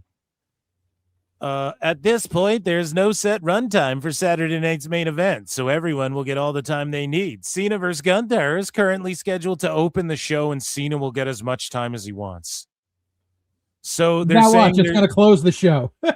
I know, dude, and they're saying there's no set runtime. Eddie taps out in 14 minutes. So they're saying there's no set runtime, and it's like, all right. you could say that, but they even cut Goldberg off or whatever. But then Right. Cena can go as long as he wants, and that's why they're going to let him open it. That makes sense to me. Now, I would prefer it be the main event. But I guarantee yeah, go ahead. it's not going to be open because people are going to tune out once that match is done. So why the fuck would they put it on first? Well, because if Cena wants to go long and just take his time, then you can tell the other matches, okay, you get 6 minutes, you get fucking 2 minutes less. But the thing is, this Saturday night's main event is not on NBC. It's just on Peacock. So it doesn't matter. Yeah, well, lucky for the PWT universe. I am I got something worked out here, hopefully by the next show, and y'all need to get some VPNs, but hold off on a week. And hold off on a week, guys, or a few days here till next week. And we're gonna get these guys hooked up, and you get some Canadian Netflix and YouTube where none of that shit's gonna matter. But them opening the show, I get it for that reason, but at the same time, I would prefer that it ends the show. But then also, like, what they might get blown out of the water with the flippy shit. No, do you disagree? No. Okay. Wow, that's it. What a shitty ending to that freaking episode of Dynamite. Yeah, so for those watching live, Samoa Joe won with a chokeout, similarly to how Gunther might beat Cena with a chokeout, and many are predicting. And Gunther was on ESPN with Stephen A. Smith talking about this match. Let's hear his thoughts on it and what Stephen A. Smith had to say. Do you see this moment coming up as a passing of the torch in wrestling? Yeah, quite traditionally is always a passing of the torch when somebody really established retires and gets in the ring with somebody from a different generation. And definitely isn't that case too. I think John Cena, represents a certain generation of WWE superstars, and I represent the newer generation. I think a lot of true, very true. So moving along here, Gunther. No, that wasn't Gunther on there. Okay, so let's move along here. We have some other news. If you're hanging out for a bit there, JJ. So breaking, Netflix has officially announced that WWE Unreal Season 2 will premiere on January 20, 2026. And Becky Lynch, Rollins, Rhodes, Ripley, McAfee, Jelly Roll, R-Truth, Io Sky, Naomi, and more will be featured. Are you a fan of Unreal? I actually haven't watched the first season. It was just I figured I would get around to it when I wanted to. I knew it was a giant work from the beginning. So I was just like, meh, whatever. I'll watch it if I'm bored. Yeah. So in other news here, Obafemi became the NXT champion, and then he defended against Javon Evans there, and people are pissed about that. Brian Alvarez, we're going to cover it on Dave Meltzer Dumb Moment of the Week tomorrow. So does Javon still have the title match at New Year's Evil, right? No, I believe he used it. I thought the whole thing was he won the Iron Survivor, and that granted him the title shot at New Year's Evil, but so they just gave it away on regular ass TV instead for Saints to do the schmaz. Yeah, NXT concludes with Javon Evans unsuccessful in the title opportunity he earned by winning the Iron Survivor match thanks to Ricky Saints. Terrible. Yeah, dude. So he wanted it early. He got it. He lost. Let's just give this match away on fucking free TV. Like I cannot stand Sean's booking. I can't. I fucking can't. Yeah, I've fallen off NXT a little bit recently, like not to be a big ass hater, but it's for me, I haven't been tuning. Like, I don't know, Ricky Saints' title run didn't really hit as hard for me. Digging Obafemi's champ again now. I like Obafemi. But for the second week in a row, what's that? Sorry? It's not ready. Yeah, you keep saying it. But speaking of their TV, man, so last week's NXT saw the audience dip from the prior week in the 18 to 49. Over the 18 to 49 saw an increase, Brian. So 532K, down 10% from the prior week, 0.08 in the key demo, up 14%. We have more news about that. So when it comes to Raw, or about ratings rather, with Raw, that failed for the second week in a row. It failed to crack the Netflix global top 10. It didn't rank number 9 in the US for the week. The competition was really tough against Stranger Things, but it recently just beat Stranger Things, I think, this last Raw. So this is from the week before. It did not. Oh, it didn't? Okay, there you go. No, because I've been keeping an eye. So unfortunately, because like I said, I've been doing that running tally every day. Unfortunately, the way Netflix has been doing their top 10 is every season of Stranger Things has been taking up slots in the top 10 because they don't count it all as one thing. So literally 5 of the top 10 slots are held by seasons of Stranger Things right now. Yeah, people just rewatching, hey? Or people binging because it's the final season. So they're catching up. Yeah, I've been watching Christmas shit. I watched Serendipity last night. John Cusack. I fucking love that movie so much, dude. It's like my favorite. It's like the only good rom-com, I swear to God. SmackDown There's last other Friday. good ones. There's a couple, man, but to me, romance movies are the shittiest and the hackiest because romance is an element in every other type of movie. There's already romance in it. So when it's just, I'm not saying they're all bad, but it's like rom-coms to me are the hackiest because there's always an element of comedy and romance in almost everything. Like even America's fucking Sweethearts. Brokeback Mountain will make you chuckle. You know what I mean? Like there's every movie out there. Titanic, there's a laugh. You can get a laugh out of Titanic, like any movie. You get a laugh and you get a kiss pretty much. So anyways, SmackDown last Friday, 1.6 million, 0.24 in the key demo. And that's how the ratings have been lately. Let's see if we have any more on that. Or yes, so SmackDown and Raw taping on December 19th. 4,493 tickets distributed thus far. They're set up for 6,500. Again, it just seems like the holiday seasons, the tickets aren't booming like we've seen other years, Right, but they'll end up clearing that. They'll end up clearing that by it because I guarantee what's going to happen is a lot of like, early Christmas present for the kids, and you spring it on them that night. So last Friday, SmackDown was down from recent weeks. We talked about the number there, and it was down from recent weeks. Sources indicate, and this is from Fightful, that they expect the WWE library to be slowly rolled out on their various YouTube channels. I mean, come on.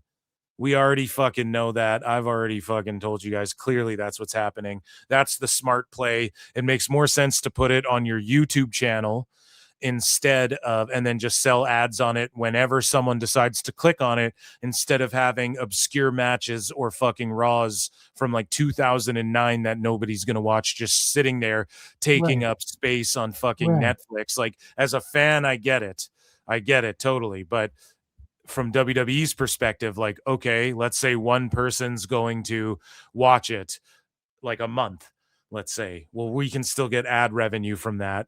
We can't sell that to net. Like, how many people are going to watch it? It'll get its initial 10,000 views and then fucking no one cares or whatever, 60,000. And this way they can put shit on the vault and then they can rehash shit. They can upload matches individually plus full events that those same matches are already on, and then get millions of views, do these compilations and reuse shit and continue to get millions of views on each of these videos every now and then when you bring them. It's just YouTube economics, pal. I mean, everybody engages in it. TNA like rebranded themselves off the back of their YouTube channel, fucking, starting to them doing all these old TNA events, pretty much they brought back the nostalgia because TNA and the nostalgia shit was getting searched up more than what Impact was doing. Impact Wrestling. That's why they switched it back to TNA.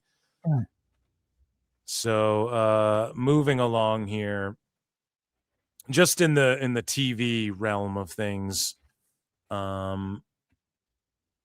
let's see, the Royal Rumble, they're currently more than, we'll circle back to that actually. So AAA announced their debut on Fox Live from Mexico City for January 17th, which is awesome for them. And then we saw this today here, and this number might have increased, but there are currently more than 860,000 plus people in the queue for Royal Rumble 26 in Riyadh, Saudi Arabia. So that's why I squeezed it into my title, because clearly it's fucking trending and people are Googling fucking Royal Rumble tickets right now, right? So, hey guys, you know what they say. You gotta be a hoe. So book your spot, but almost 1 million people in the queue. That's more than watch AEW and fucking TNA combined and MLW combined, bro. So and this is just the proof that it's the international audience are going to get their chance. I I'm not sure if it was in one of our episodes that you were on, but me and Matt were talking about this once, where it was just like a lot of people, like everyone in Europe and everyone in like, former Russia, former USSR and all that stuff who are fans are realizing it's a lot cheaper to travel to Saudi Arabia than it is to travel across the fucking globe to the US. And plus, guaranteed that the tourism bureau for Riyadh is going to be running huge deals on hotels and stuff for this, because they're really trying to boost morale and tourism for Riyadh season. So tickets for this are not going to be that, insane amount that they are in America. They're going to be a little pricey, but they're not going to be nearly as bad. I mean, if you recall back when the first Saudi show they did, that first Greatest Royal Rumble, I think you could actually get tickets for like $3 American. Obviously, you had to like fly to Saudi, but that just goes to show that they're doing it like they paid for it. They know they paid for it. They're not looking to make a profit off this. They're looking for the long haul of getting the tourism dollars. Yeah, man. The corporate greed, man. No, it's in Saudi, so it's not like I was going to this Rumble anyways, though. So I don't give a fuck what the tickets are priced. But like, that's crazy. That many people. There are clearly people traveling from all over the world to go to this fucking show, because and to it's see like Jericho's return in Saudi. Oh my god! To get from India to Riyadh, it's like probably like a 3-hour flight. Like. So it's because WWE is just fucking mainstream, man. And speaking of which, Dwayne The Rock Johnson has been nominated for Best Male Actor Motion Picture Drama at the Golden Globes. I mean, it's the Golden Globes, and not to shit on them, but all of these awards are like whatever. But at the same time, like, he'll get an Oscar nod. Yeah, we knew that was the play, and it's all about politicking as well. That's what it's really about. Like, the movie didn't do too well, but The Rock's going after awards and making runs at awards. And I didn't actually see it yet. I might throw that on after the Christmas season. I'll watch it. I just watched it last week. But yeah, I think he did a great job in it. I think the movie played well. But you could tell, like, right from the beginning, like, the moment you heard that A24 was releasing it, it's like, this is Rock looking for awards, not looking for box office. So of course everyone was going to jump over all that. Oh yeah, it's the lowest box office he's ever done. You don't go to A24 for box office. You go to A24 for prestige. Yeah, and when A24 does box office, it's like they make so much money. That's why they're doing so good now, because they budget and make their films to not do that. Like, they do it in a way like Kevin Smith. It's more indie. Yeah. They just have had bangers that have fucking hit home run grand slams for them and shit. And that's why they're able to, like, okay, let's do a Rock picture. He wants an award. Team up with A24. Right. So, and $7 were the ones that footed the bill for that. So it's not like A24 took a bath on it. Yeah. And so Pluribus creator Vince Gilligan, who better than John Cena to make palatable the idea of eating human flesh, So this is his this is his new show. And yeah, Pluribus. And this guy, Vince Gilligan, he made, or is this a new Breaking show? Bad. Well, yeah, he made Breaking Bad and all of that, and like Better Call Saul. Is this his new show, Pluribus? Yeah, I've heard about this. I haven't I don't even know what it's about. I heard the name I heard Pluribus as a new show, and I think I heard that Vince Gilligan was associated with it, but I haven't actually seen any trailers or anything for it. Well, John Cena's in that shit, making the best appearances. Speaking of mainstream, Cody Rhodes had Timothy Chalamet. Okay. And he's dating one of the Kardashians right now, dude. And he's as mainstream as they come. Yeah. And Timothy says, I want to go see a show at the Hammerstein. I talked to Triple H. He said it's basically impossible to make money there. He said there's one elevator you have to load everything in and out of. Yeah. Rhodes was like, he's right. And I appreciate that he gave you the logistics, because at least he was thinking about it. The other thing is, it's the worst back of house ever. God bless Manhattan Center in Hammerstein. It's open windows, freezing. There's no room for anything. So you can attest to that. Mm-hmm. So speaking it's not the 90s anymore. Yeah, dude, exactly. And it's funny how Timothy Chalamet is he's sicko enough to where he wants to see a match there, but it's got to be WWE. He ain't going to fucking GCW or AEW or whatever he's doing each other. Half a sicko. So Ashton Kutcher is apparently a huge mark for Gunther. actor Ashton Kutcher, if you know him, and he randomly about 3 weeks ago, out of nowhere, just sends me this text. We weren't even talking about this. He just goes, "The thing I like about Gunther is that it's so underplayed and simple. No effort to be cool, just violent power." Well, I appreciate that. And so he's someone who like is getting more into wrestling because I'm doing this podcast, but like you stood out to him. And violent power, like Danny Masterson tried to impose over. Oh, is that a bad joke? Is that too far? I am too soon. now. Too soon. I feel like, man, you are the type of guy that I feel guys hate getting in the ring with. I'm man. sorry, but like Ashton Kutcher, didn't he write a fucking letter defending that dude or whatever? So, No, I think he was one of the people that didn't defend him. oh, okay. Well, then I'm sorry. I retract. Come on now, I retract the think- cheap shot. Yeah, I'm pretty sure like him and Mila Kunis didn't defend him, and I think Topher Grace did. All right. Well, then fuck that guy. We don't. He did. Every chat saying he did. No, they're saying. Oh, he fuck right. did? Okay, then maybe I'm wrong. If I'm wrong, I'm wrong. I'm sorry. So then the joke stands. It's back on. By God. No. Oh shit, man. So speaking of back on, AEW figurine here, Sean Spears AEW figure made an appearance on screen on NXT. Okay, in the Tatum Paxley backstage segment. I wonder if that's the only figure that was ever made for him. Michelle McCool says she has one run left in her. No. Yeah, I don't want to see that, dude. Do you want to see that? No. No, like there's certain people that were allowed to come back who can get the "you still got it" chant and people care about, and we already got all of them. We got Trish, we got Lita, we got Alundra Blaze. We don't need Nikki Bella, we don't need Michelle McCool, we don't need Layla, we don't need any of them. Well, speaking of don't need any of that, AJ You Lee, know, her Lee. next. You like AJ Lee? No. AJ Lee's next WWE match is expected to be the Women's Royal Rumble next year in Saudi Arabia. This will be her first ever Rumble match. She's gonna be mad she can't wear Daisy Dukes. So, did she have a blow off with Becky Lynch yet? No, she hasn't. So then, you how know the that the fuck? two- So they're gonna wait. They're gonna wait a year until. Oh yeah. No. Sorry, because No, the that's in Rumble's in- 26 technically, right? Sorry, January. Duh, Yeah, dummy. they're gonna eliminate each other in the Rumble, and then they'll have And the then blow go to off match. Mania. Yeah, because I was like, Mania. I'm like next year. What the fuck? No. Yeah, that is next year technically, dummy. So yeah, there you go. It'll be at the Rumble. Nathan Frazier filed to trademark Wrestling in the Spirit. Okay. Yeah. And so WXW sources, and they have a deal with Prime. So here's the controversies to close out the show here. We have controversies. So, and I'm so glad you're here, JJ, because you'd know about this. So WXW got sponsored by Prime, I believe, and people are saying that WWE's kind of like IDing them, like keeping their eyes on WXW and what they're doing. I think Tommy End, Aleister Black, Malachi Black came from there.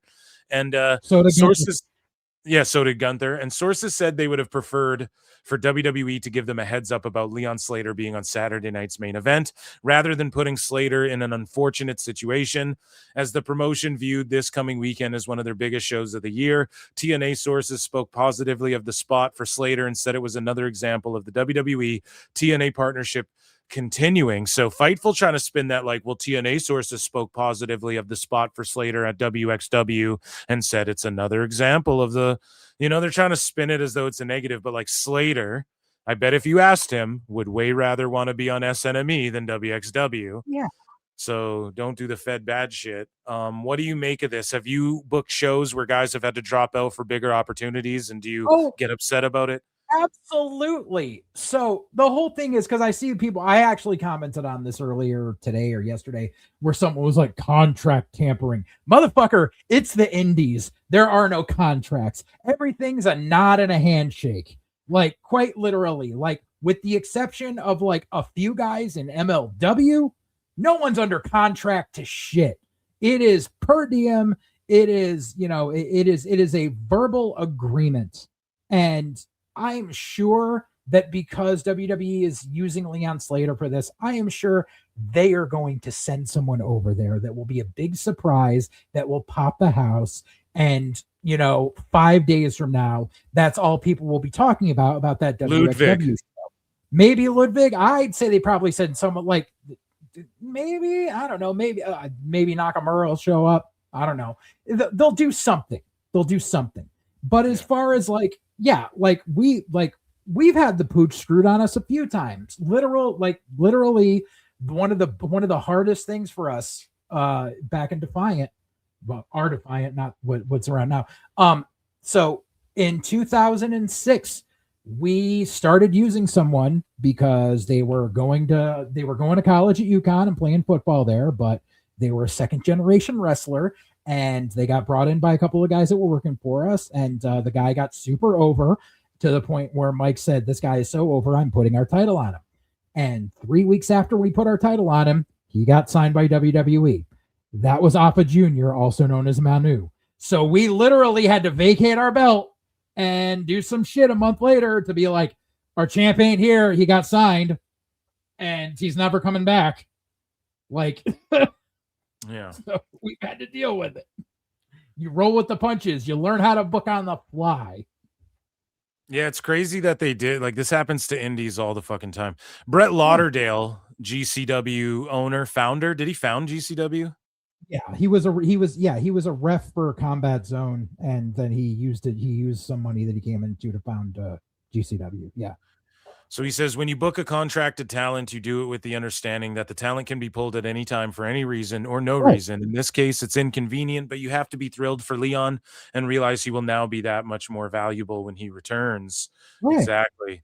And then Hurricane Helms piped in and went, I booked Ricochet for Omega some years back, but then a PWG date opened for him and he wanted to do that one. I understood completely. No harm, no heat. Card subject to change, as they say. Card subject to change. Exactly.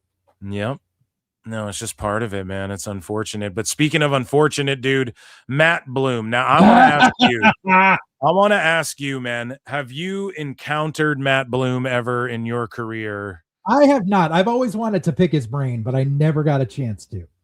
So have you heard stories from some of the boys like, yeah, he's done sicko shit. He's whatever. There was at one point Bill DeMott stink-faced people and pulled his dick out, or no, I don't know if he did that. Bill DeMott did bully some of the guys that were acting a fool. Yeah. Right. So, allegedly. This is all alleged, by the way. So Matt Bloom, he's accused of showing explicit videos behind closed doors. So again, it was a Sarah Sock story. He accidentally sent a fucking dick pic video or something to the wrong. He sent it to a female trainer instead of who he was intending to send it. So yeah, Sarah Stock again, man, the sicko of the week. We're gonna give her the fucking sicko of the year award, maybe, dude. I don't know, man, but she's in this argument with QT Marshall. So we covered that in AEW news. If you're listening to this in clip form later, time cap. Basically, what happened was QT Marshall mixed it up with Sarah Stock and was accused of knowing about corruption and shit like this, right? And so shortly after she blasted QT in AEW, she starts trashing Matt Bloom. Now, I'm on the side of, I think Sarah Stock's losing her fucking mind, and she just got a blue check a week ago, and she's just going off on everybody, trying to go viral, trying to get invited on these wrestler podcasts. You're starting to see more wrestlers see these pods. I think that she thinks that this is a way of fucking trying to expose everyone's dirt and being shitty towards everyone in the business. Why burn bridges everywhere? She's trying to go fucking viral. No, I mean, no, it's because that's what everyone seems to be jumping on right away. I just see it as, number one, she's retired, so she really doesn't care. I think it's just because she spoke up about the shit in AEW and people came after her. And I think she just chose to make it a social experiment and be like, you know something? I've got stories of shit that happened in TNA and WWE too. So I'm going to put those out there too. And let's see how many people attack me for this shit. I think that's just what she's doing. Am I condoning, am I, saying that what she's saying is 100% true about what happened with Bloom? No, because I wasn't there. However, I can see how that's a mistake that would have happened, and in which case I'm not condoning Matt Bloom at all. That's, I understand, some of the old school guys, especially in the business, they love sending clips like that to each other. I don't understand why, but, you texted it to the wrong person. Right. So what happened was she said Sarah Stock said, "How about the time Bloom accidentally sent Amato a video of a dick smacking a woman's face?" Yeah. How about he closes the door? A dick smacking a woman's face. Right. Jesus You Christ. what? It was probably like a fucking meme video of teabagging or something. And yeah, he accidentally sent it to Sarah Amato, who was Claudio's wife. Yeah. Instead of sending it to one of the other trainers. Like, yeah. Yeah, dude. So how about he closes the door to his office Right. to show me the video so we can laugh about how funny it was? Granted, it was funny. So she's saying it was Yeah, funny. exactly. She's like, I Oh, saw ho, it. ho. It was funny. I'm one of the boys. Like, that's all she's saying. Yeah, like, yeah, I had a relative show me a fucking video that I didn't expect, but it was like these naked runway dudes, but they were doing like a naked fashion show with their Yeah. dicks out and they were twirling their dicks. And she thought, and it was an older relative of mine, and she thought it was so funny and it caught me off guard so badly. I was like, what the fuck? And she was laughing so hard at these dudes like swinging their giant dicks around or whatever. I don't know. It popped me that they thought this video could be so funny. And the idea of like, look at this old woman like popping to dick videos on the internet, I think, Right. I'm not saying this was fucking, I don't send dick videos to anybody, but Right. I'm just saying, like, yes, you're right about old school folks. I think they don't give a Yeah, fuck. And back in my training days at the fucking dojo, dude, Jason Yeah. Knight would hound me all the time because at the time my day job was I managed an adult video and bookstore that was part of a chain around here. And Jason Knight would hit me up all the time. Did you have do you ever come across like extra things like the Swedish erotica and things? Like, he was always hitting me up for like free porn all the fucking time. He wouldn't shut up about. I really liked the back in my day, shaved was very taboo, so you didn't see it a lot. I'm like, bro, I don't need this conversation. yeah. So here's the thing. She's like, it was funny, but it's like she's just melting down, and who knows if this even actually happened. Right. Like, I think the lesson from this is don't send dick videos, folks. I think Yeah. that's crossing a line. I would just never do that. My dick or anyone else's dick would never get fucking sent to someone on the internet. Or like ever. That's just crazy, But she says, granted, it was funny. Oh ho ho. Claudia was pissed. I'd just rather watch Corn on my own time. Right. And Claudio was pissed about it. So see, Claudio's like, what the fuck are you doing, man? Why Yeah, are like you sending my wife shit? is that his wife? Yeah, that Sarah Amato, Sarah Del Rey. Oh wow. So that's Claudio's wife. I did not Yeah. know that. Yeah.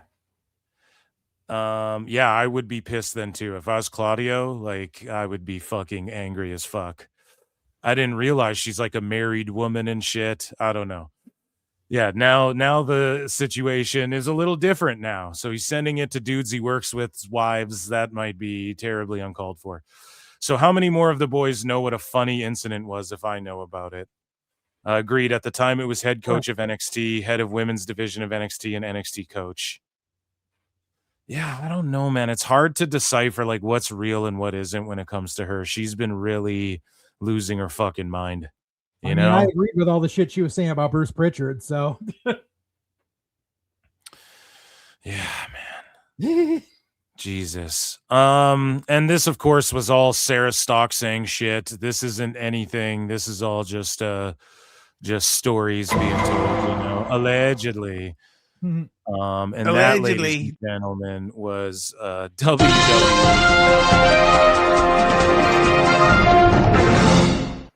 Guys, patreon.com/Pro Wrestle Times. Make sure you sign up for it. Become a member, 99 cents. Make sure you check out Full Circle Radio Network.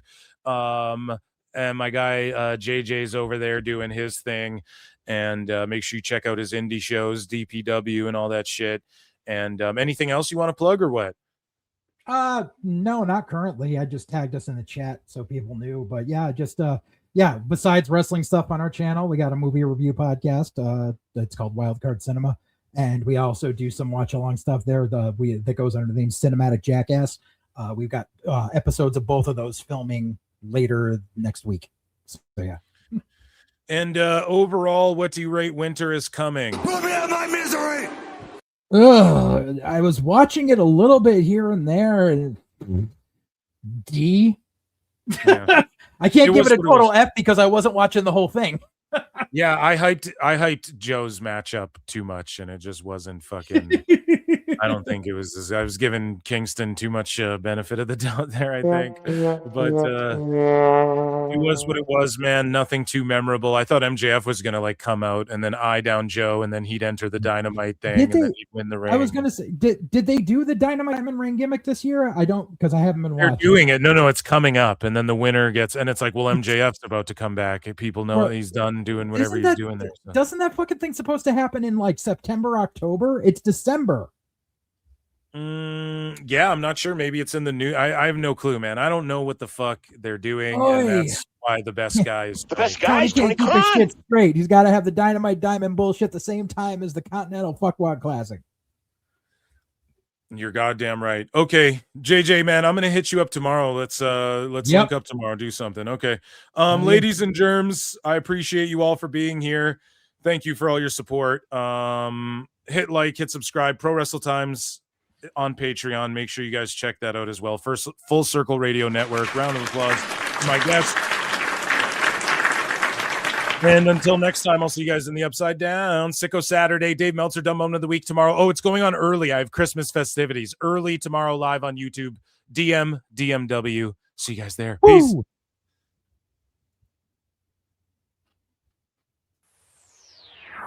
I look and see it's not just me. Jeff, why do you insist on doing this dumb internet shit on TV? I look and see it's not just me. This place is a fucking joke, man. You're a clown. I quit. So many of us have stood where I stand. We are the young, so raise your hand. So many of us have stood where I stand. We are the young, so raise your hand. They call us problem child. We spend our lives on trial. We walk an endless mile. We are the youth gone wild. We stand and we won't fall. We're one and one for all. The writing's on the wall. We are the youth gone wild. No. It doesn't make logical sense, but it makes. Well, yes, of course. But it makes wrestling booking sense. Of course, this makes no sense. Of course, okay, it makes no sense. However, in pro wrestling booking, which often makes no sense, you would do that. It's about making money. It's not about anything else. Wrestling's always been about making money first and foremost. That's it. I look and see it's not just me. Last weekend was the greatest weekend in AEW history. This is the greatest week. I look and see it's not just me. Security, my safety, my life was in danger at a wrestling show. So many of us have stood where I stand. We are the young, so raise your hand. So many of us have stood where I stand. We are the young, so raise your hand.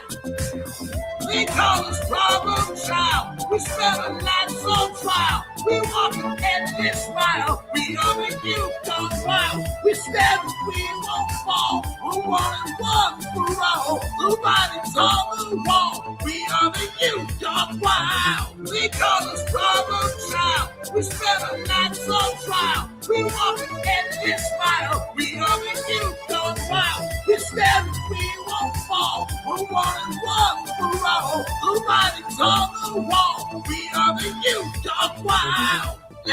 Wild. Yeah! If you're familiar with how we do things often here on these Wednesdays, it's a lot like one of my favorite movies, Time Cop. What? Fuck you. Fuck you. Yeah! No! Damn it,